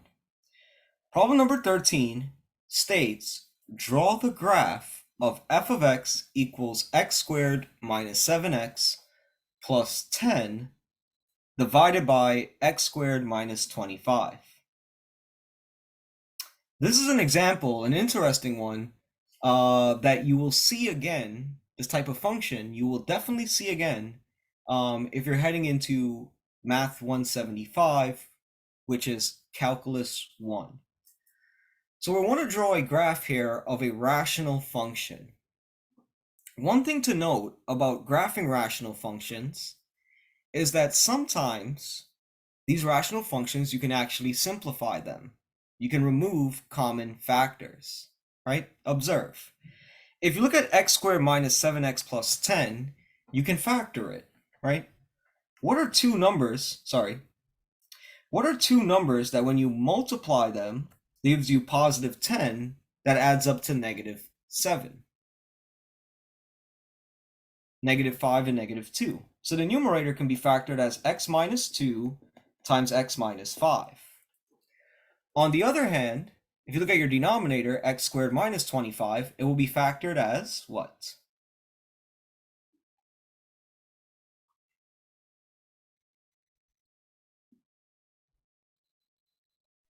X plus 5, x minus 5. Yes, it's a difference of two perfect squares, so it's x plus 5 times x minus 5. Now look closely. Can we remove any common factor? Yeah, we can. We can remove the x minus 5s. Now, because the x minus 5s are removed, right, I'm just going to write this note out. Since x minus 5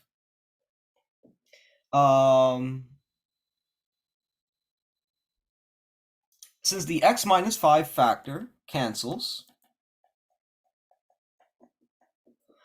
then at x equals 5, right, if you set this factor essentially equal to 0, you get x equals 5. Then at x equals 5, the graph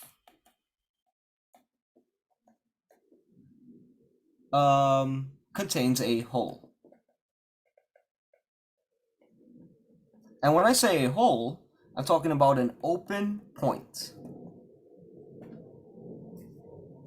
The reason why it's going to contain an open point is because of this. Since the x minus 5s are canceled out, you have f of x equals x minus 2 over x plus 5. This now becomes a little bit easier for us to sketch. So the original function was x squared minus 7x plus 10 divided by x squared minus 25. What we have here is f, the function f, simplified. But it's simplified where whatever domain issues the graph originally had of the original function, it carries over to the simplified version. So if x cannot be equal to 5 in the original function, which makes sense, by the way, because if I plugged in 5 in the bottom, 5 squared minus 25 is 0, then I cannot compute f of 5 in this function. If I do compute f of 5, it's going to be an open point. It's going to be a hole in our graph. All right, but more importantly, to graph f, the original function, you can use the methods that I'm going to discuss very soon. You can use the methods now or apply the methods on the simplified function. Okay, so here are the first 4 steps that I do, and then I'll show you what the other 2 steps are. So step number 1 is to find the y-intercept. If you want to find the y-intercept, you let x equals to 0. Okay, so f of 0 is going to be 0 minus 2 over 0 plus 5. So 0 minus 2 is negative 2. 0 plus 5 is 5. So this gives you that the y-intercept as an ordered pair is 0, comma, negative 2/5.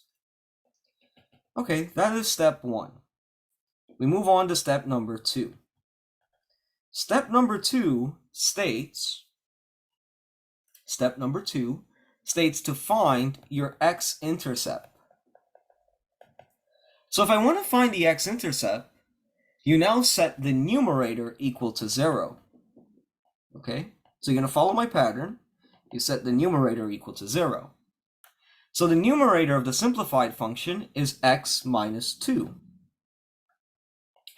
If I set this equal to 0, we get x equals 2. So as an ordered pair, this is 2, comma, 0. All right, now we proceed to step number 3.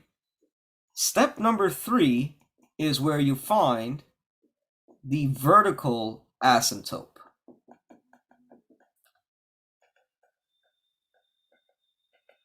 To find the vertical asymptote, you just set the denominator equal to 0. Your denominator is x plus 5.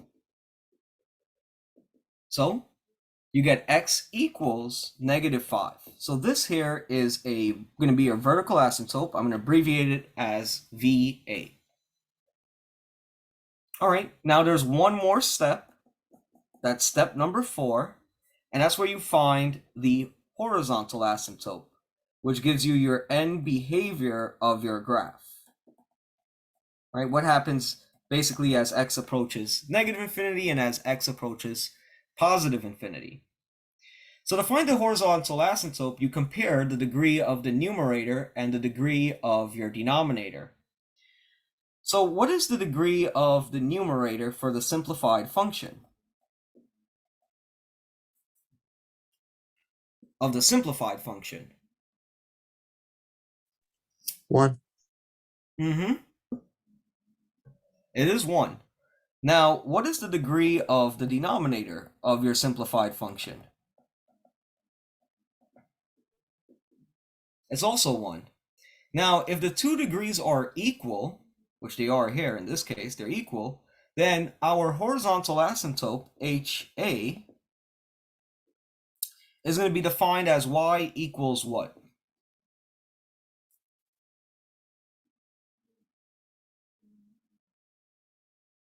It's going to be 1, because you take the ratio of the leading coefficients, right? What is the coefficient of x in the numerator? It's 1. What is the coefficient of x in our denominator? it's also 1. So if I take 1 divided by 1, it's going to be 1. So our horizontal asymptote, again, is this line y equals 1. All right, so now that I have steps 1 through 4 completed, I was going to move down a little bit. We proceed to step 5. So in step 5, I'm also going to call this step 6. There's like 2 steps in one. We're going to plot steps 1 through 4. And then we're going to plot additional test points. All right, so check this out. Say I make my graph here. So here's x, here's the y-axis. So let's say here's 0, that's the origin. What I'm going to do is scale my x-axis. I'm going to go by ones. So I'll say, okay, here's -1, -2, -3, -4, -5, -6. Let's say I have 1, 2, 3, 4, 5, and 6. On the y-axis, you can go by ones if you want. You can say here's 1, here's 2, 3, 4, 5, 6, 7, 8. Could have went a little bit higher, but I got no more room. On the bottom, I'll do the same thing. So -1, -2, -3, -4, -5, -6, -7, -8. I got no more room, so I stopped there. Okay, so I plot everything. So at first I plot my y-intercept. So my y-intercept is 0, -2/5. So that should be between 0 and -1. So that will be located somewhere here, which I plotted in blue. The x-intercept was 2, 0. So I plot that as well in blue. The vertical asymptote was x equals -5. So I plot that with dashed lines, right? So the vertical asymptote, you always plot it with dashed lines because that indicates that my graph, namely the curves, will never go through this line. My horizontal asymptote was y equals 1. So I can use a solid line here only because it only tells me n behaviors. All right, so there we go. Here in blue again, we have y equals 1. That is our horizontal asymptote. All right, now we just got to do a little bit more plotting. So I plotted steps 1 through 4. Now I'm going to plot some additional test points. What I'm going to do is plot the following numbers, right? So the values of x that I'm going to choose the following. Basically, you want to choose values that are to the left and to the right of your vertical asymptote. So if the vertical asymptote is -5, I want to choose x equals -6, and I want to choose x is equal to -4. Okay, so if I look at my simplified function here, f of x was x minus 2 over x plus 5. So if I want to compute f of -6, this is -6 minus 2 over -4 plus 5. All right, so let's work this out. What is -6 minus 2?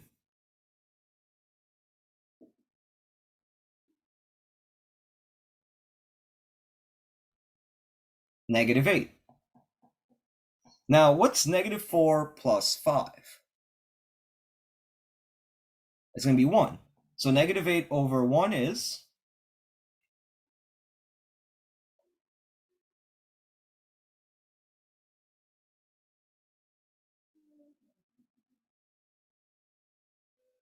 -8. There you go.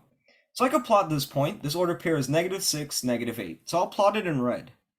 So what that will be is somewhere here. So let me just move this out of the way. I'll just move this down I'll just put it up here somewhere. Right there. I'll leave it there for now. Okay. So here we have -6, comma, -8 way down there. All right, let's plug in -4 now. If I plug -4 into my function, this is -4 minus 2. Oh, I made a mistake, by the way. I just realized. Oopsie. So sorry. I made a mistake. The mistake was down here. I'm plugging it in -6 into our function. My bad. So this should be -6 plus 5. All right, so -6 plus 5 is supposed to be -1. So -8 over -1 is +8. So my bad. This should have been +8. -6, comma, +8. So that order pair would have actually been up here.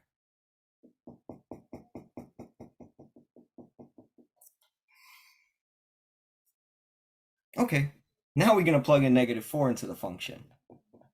So if I plug in -4, we get -4 minus 2 over -4 plus 5. Okay, -4 minus 2 is -6. -4 plus 5 is +1. So what's -6 over 1? -6. -6. So this order pair would be -4, comma, -6. So that would have been down here. All right, I have enough information now to make my plot, except there's just one last thing I wanted to show you. Just one last thing. One additional point. You see, earlier on, I said since x minus 5 factor cancels, then at x equals 5, right? If you set that factor equal to 0, you get x equals 5. The graph will contain a hole or an open point, okay? If I plug 5 into the simplified function, then you get a value for y. However, it's going to be an open point since 5 was not included in our domain, right? So when x is equal to 5, I'll do it down here, put in this little box. When x is equal to 5, you're going to get f of 5, which is 5 minus 2 over 5 plus 5. So 5 minus 2 is 3, 5 plus 5 is 10. So this order pair would have been 5, comma, 3/10. And that should be underneath or between 0 and 1. So between 0 and 1 at x equals 5, somewhere here, you have an open point. It's open. It's not a closed point, it's an open point. Okay, now I have enough information to make my graph. I have a lot of information here to make the graph. First off, look at the first test point all the way to the left. That's the one on the very top. If you notice, it's between two asymptotes, or it's stuck in between two asymptotes. Is it ever going to cross these asymptotes, your asymptotes here, or will it ever touch it? Never. Never. It will never touch it, but will it get really close? Yes. So because it will get really close, you'll get the following. As you're approaching negative infinity, you should get closer and closer to the line y equals 1. But now as you get closer and closer to x equals -5, it's going to shoot up and get really close to the vertical asymptote, okay? So that's the first part. Now, if you look at the remaining points, they're all trapped within the vertical and horizontal asymptote. So you know that the vertical asymptote, as you're approaching -5 from the opposite direction, it should be shooting all the way down, okay? It's going to shoot all the way down. So that's what I draw there in black. But now as you're getting closer and closer to infinity, as you're getting to the positive x values here, this thing goes up. Now it's going to bypass the open point and is going to get closer and closer to the horizontal asymptote. And now this graph, what it represents here is the graph of f of x equals x minus 2 over x plus 5. But more importantly, is the graph of f of x equals x squared minus 7x plus 10 over the x squared minus 25.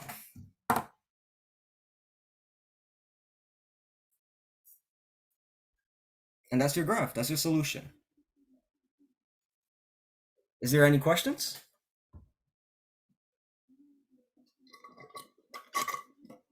So here I did one example of a rational function where when you factor everything completely, top and bottom, you see that again, a common factor cancels. Whenever a common factor cancels, if you set that factor equal to 0, you will get an open point at that value of x. So in this case, x was equal to 5, so therefore you have an open point there. On the other hand, because of the x minus 5s being canceled, to graph the original function, it was easier to graph the simplified version because they're equivalent to each other. They have the same domain issues. So you're allowed to make your sketch.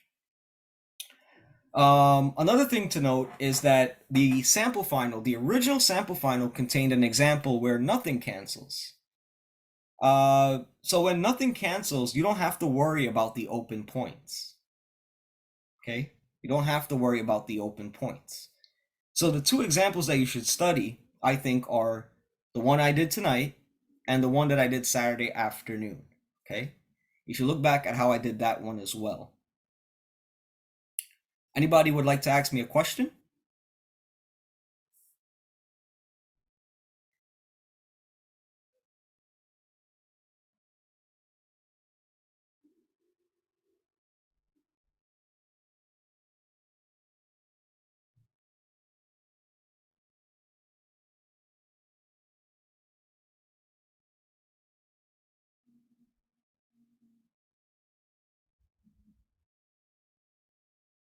Okay, we got 3 more problems to go, and that would wrap up our review tonight. Okay, let's continue. So we're up to problem number 14. We're up to problem number 14 on this review, and it states that we want to draw the graph of a piecewise function. So we have f of x is equal to 5 minus 2x, provided that x is less than 2, and 2x minus 5, provided that x is greater or equal to 2. When you want to sketch the graph of a piecewise function, the first thing you look at is where your domain or your rule or your inequality, you look at what value of x is it going to be changing. So what value of x is the domain changing at?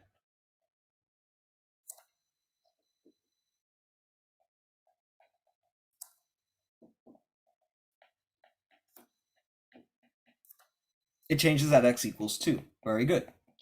So because your domain changes at x equals 2, if I were to plug 2 into the first equation or the second equation, we get the open and the closed points.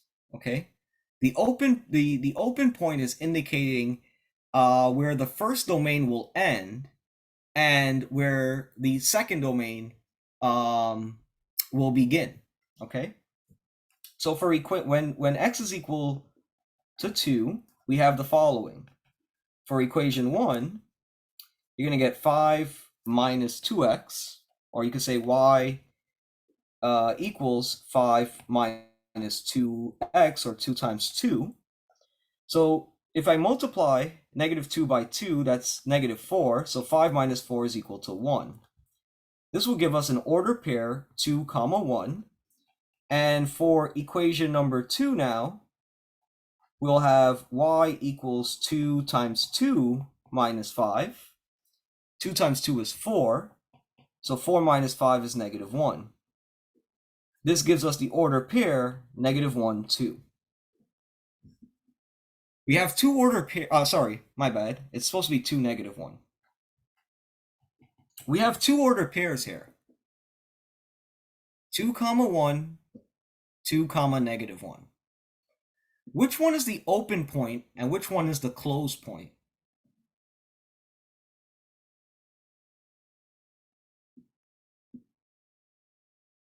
The first one is the open point, the second one is the close point.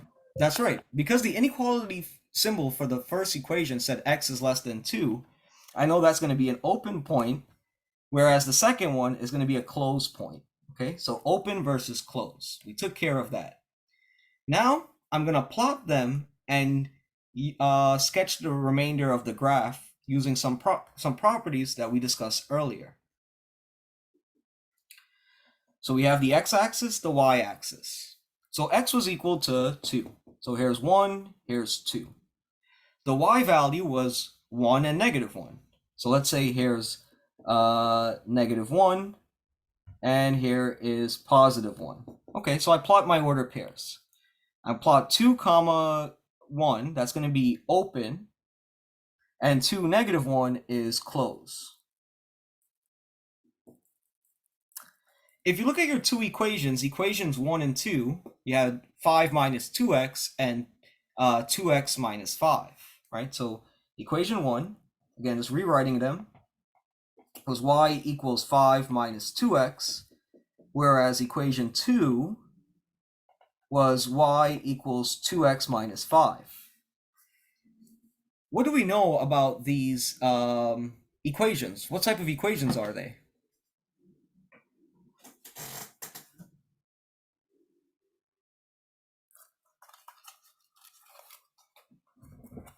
A linear equation? Yeah, they're both linear, that's right. So because they're both linear, you should be able to identify the slope, which gives you the direction of your line, and you should be able to identify a y-intercept, right? So for example, because it says that x is less than 2 for the first equation, then you should be able to get the slope and that y-intercept, okay? So what would be my slope?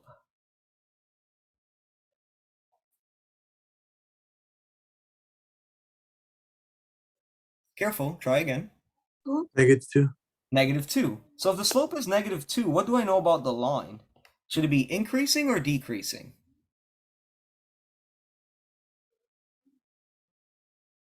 It's going to be decreasing. Okay, you're going to have a line that's decreasing. And what is the y-intercept? Careful, for the first equation.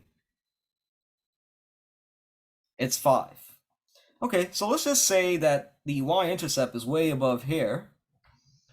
Let's plot that point. Let's say that that's your y-intercept, 0, 5. Now I can draw a line that is decreasing from left to right, right? So from the left, I'm starting all the way on the top, and it should be decreasing until it gets to that point. So let me just redraw that line, which should look like this. Okay, so here I essentially have the first equation in red. So this is y equals 5 minus 2x for when x is less than 2. Okay, on the other hand, equations 2 states that it's y equals 2x minus 5 provided that x was greater or equal to 2. So, what is your slope here?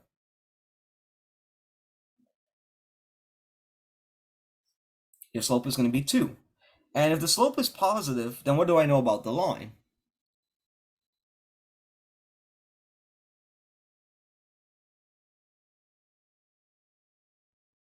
Increasing or decreasing?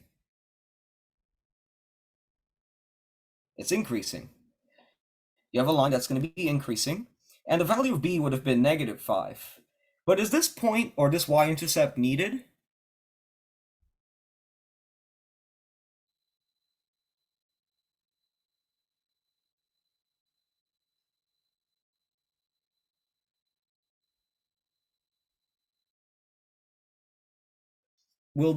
no, it's not needed. Right, so it's not needed because x was greater or equal to 2. Right, the y-intercept only works if x was 0. So we don't need to plot another point. Just draw a line that's increasing. So we have y equals 2x minus 5, provided x was greater or equal to 2. And that is your piecewise function. Questions? Yeah, yes, I have a question. Go ahead. So my teacher for math 172, he gave us all the x and y points to put on the graph. Should we put it on the exam or no? We I should mean, just if you like want to, make yeah. a line. If you want to, yes. No, but I'm saying, yeah, is it like we're gonna lose like some credits or the same thing? That's on your professor. Oh, okay. Thank you. Yeah, that's on the discretion of your professor. It's not my call. If they want the well, we have the y-intercept here. If you want the x-intercept, you would have took the equation, set it equal to 0. You'll get this particular point here that I'm bolding in. That point would have been 5/2, 0. I'm not going to show you how to find it, but just take the equation 2, set it equal to 0. You get 5/2, 0. That would have been a y-intercept.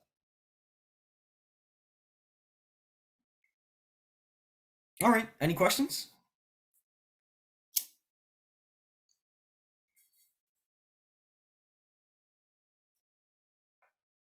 You guys ready to move on to problem 15?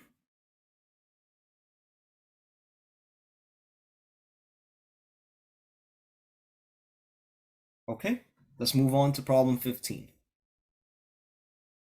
Problem 15 states, use f of x equals log base 3 of 2x plus 4 to address the following questions. Find the domain of f, compute f of -1/2, and then find the number a such that f of a is 4. Okay, so there's 3 parts to this problem, and it's actually not too bad. To begin with part A, oops, my bad. For part A, whenever you want to find the domain of f, you take whatever's inside the parentheses, the algebraic expression that comes after the base, and set it greater to 0. So if you have 2x plus 4, it must always be greater than 0. So you solve for x. You get 2x is greater than -4, right? Subtract 4 on both sides. When you divide by -2 on both sides, you get x, when you divide by +2 on both sides, you get x is greater than -2. So your domain of f in interval notation, since there's only one problematic input here, your domain of f is going to be, it's not going to be just one problematic input, but in this inequality, since it's x greater than -2, you start at -2 with an open parentheses, and you go all the way to infinity. So that takes care of part A.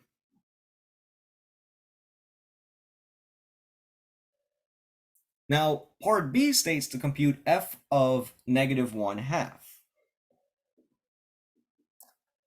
So if you want to compute f of -1/2, that means I have to plug -1/2 into wherever I see an x. So f of -1/2 is log base 3 of 2 times -1/2 plus 3, plus 4, sorry. Okay, so let's simplify this. If I take 2 times -1/2, what would that be? 2 times -1/2. It's -1. Now, what's -1 plus 4? It's negative, yes, it's going to be 3. So you're going to get log base 3 of -1 plus 4, which is equal now to log base of 3 of 3. Okay, if you want to solve this logarithm, there's 2 ways to do it. The main way is to set this equal to, let's say, y, and rewrite it as a exponential expression. So if you rewrite this as an exponential expression, it'll be 3 to the y power equals 3. So 3 raised to what power will give us 3? Yeah, you'll get 1. So y must be equal to 1. So that's part B. End of story. Part C, we solve it in a similar manner, right? We're going to take a logarithm and convert it into exponential form. You see, part C states, find a number such that f of a is equal to 4. So what I'm going to do is say that f of a is equal to log base 3 of 2a. So I'm replacing the x with a. I'm going to say that we have log base 3 of 2a plus 4. Now, since f of a is equal to 4, that was given to us, I can set the logarithm equal to 4. So this gives us log base 3 of 2a plus 4 is equal to 4. Now, rewrite the logarithm as an exponential expression. If you do, you get 3 to the 4th power is equal to 2a plus 4. Now solve for a. Do anybody know what's 3 to the a power? 3 to the 4th power, I'm sorry. 81. So you get 81 is equal to 2a plus 4. Now, 81, since this is a linear equation, you subtract 4 on both sides. You're going to get 77 is equal to 2a. And now you're going to have to get, my bad. I'm just going to move this up a little bit. Come on. Now all you got to do is just solve for a here by just dividing. My bad, I'm just going to move this up so I can fix it, have a little bit more room. You divide by 2a on both sides, or 2 on both sides, I'm sorry.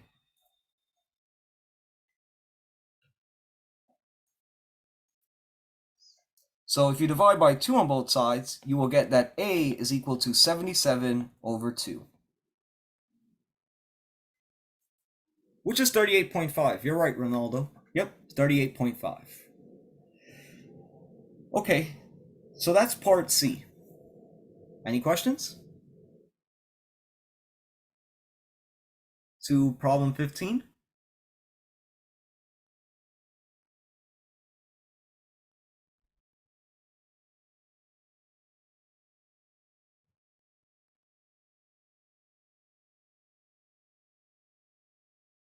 Nope. No questions? All right, we got one more problem to do, and that's problem 16. After I do problem 16, that'll be it for this mock final.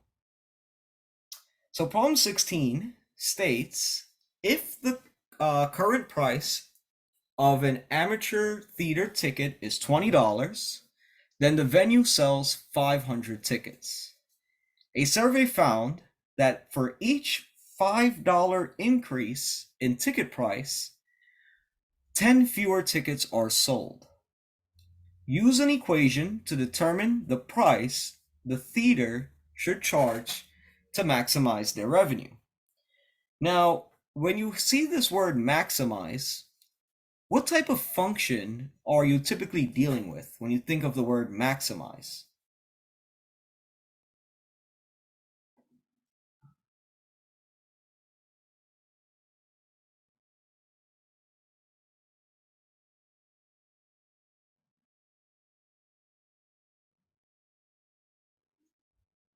I'll give you a hint. Think about the graph, right? What function has a, yeah, there you go, Evelyn, a quadratic or a parabola, right?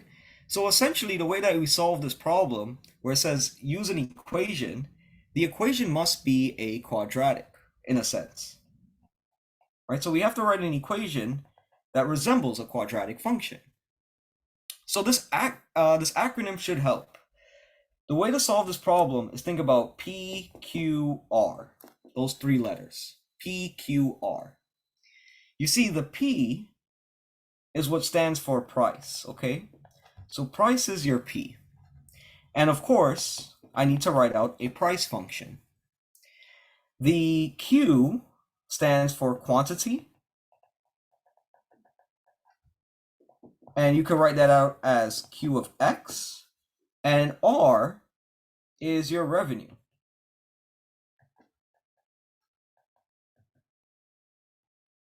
Okay, so this acronym PQR means price times quantity is equal to the revenue function. So when I reread this problem, I first figure out what's the price function, then I figure out what's my quantity function.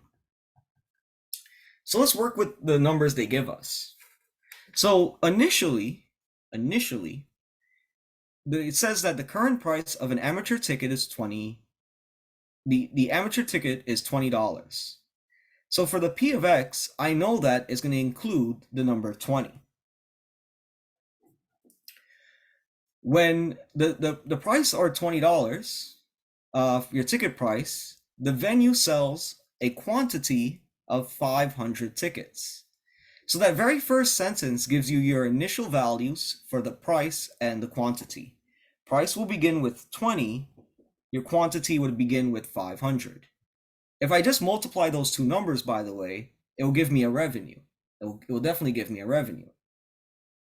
But there's more to this problem. It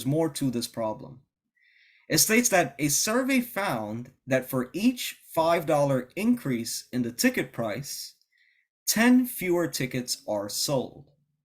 Okay, so how can I express the for each $5 increase mathematically?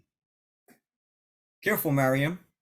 I just can't say 5, but 5 what? 5x. So where it says for each $5 increase, the way that you write this out mathematically is just 5x. So I say 20 plus 5x. Now the quantity, right? Every time that you raise the price, namely a $5 increase, then 10 fewer tickets are sold. So this 10 fewer tickets sold, how can I write that out mathematically? Minus 10x, okay? So we have 20 plus 5x for the price function. The quantity function is going to be 500 minus 10x, where again, I was going to say what x is, where x is the number of times the price increased. That's also equivalent to just saying the number of times that you can just leave it as that, where x is the number of times the price increase. Okay, good. So this tells me now that my revenue function, R of x, must be 20 plus 5x times 500 minus 10x. Okay, that's your revenue function. Now you just multiply this out, you expand this out to create the quadratic, right? You do this by foiling. So you take 20 times 500. So 20 times 500 would be 2 times 5, which is 10. And then you include the 3 zeros, right? There was a 0 from the 20. There was 2 zeros from the 500. So there's 3 of them in total. So you get 10,000. Now you take 20 times negative 10x. So what's 20 times negative 10x? Well, 20 times 10 is 200, so this will be negative 200x. Now you do 5x times 500, that's 2500x. And then you do 5x times negative 10x, which is negative 50x squared. Okay, so you get 10,000. Negative 200x plus 2500x, you can combine this. This is just 2300x minus 50x squared. So your revenue function, you could just rewrite it where the, real quickly, where the powers are decreasing. you have negative 50x squared plus 2300x plus 10,000. Okay. Now, that is our equation. We have to determine the price the theater should charge to maximize their revenue. So if you're thinking about maximizing, where would the maximizing occur in a quadratic?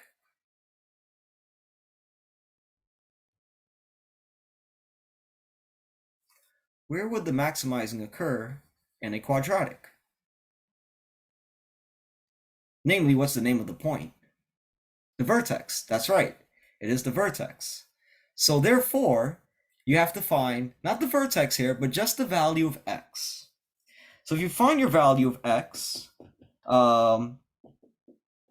you find it by taking negative b over 2a.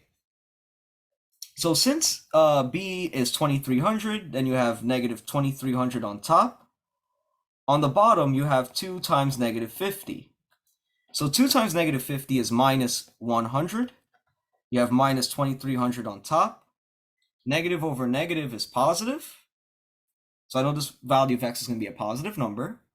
Here the zeros will cancel out. So you're just left with 23. So again, x is the number of times that the person, x is the number of times the price increase. So the price is going to be increasing by 23 times.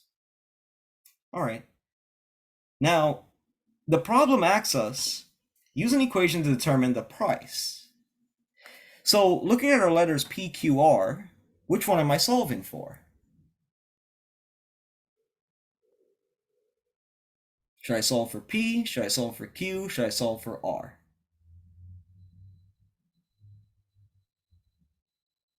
You're not solving for R directly. You're solving for P. The question says determine the price. The price is your price function. So you have to plug in the value of x into that function.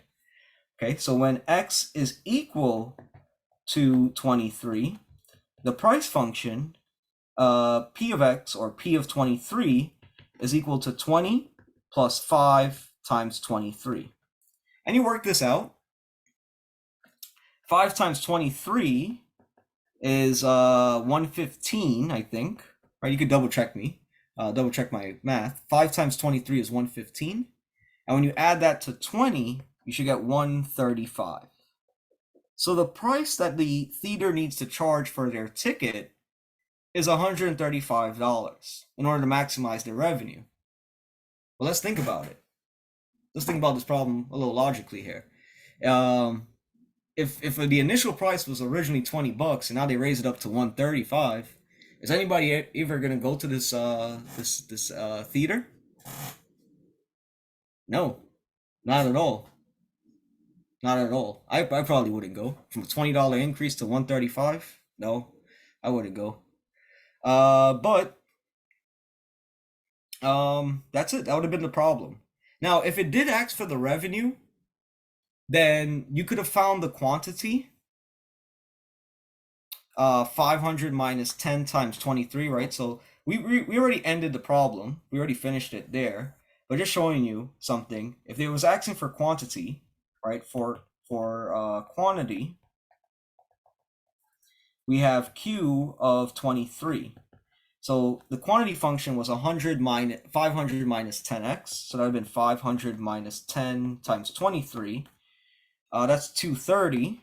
So 500 minus 230 is 270. That means that they would have had to sell, if they priced their tickets at $135, then they're selling only 270 tickets. And if they're only selling 270 tickets at $135, then the revenue would have been R of 23, which is equal to P of 23 times Q of 23. Well, we just computed those values. It would have been 135 times 270. I'm not multiplying those values, but if you do, you'll get what the maximum revenue would have been. Okay? Any questions to this problem? now that I've finished the review, let me just stop the recording.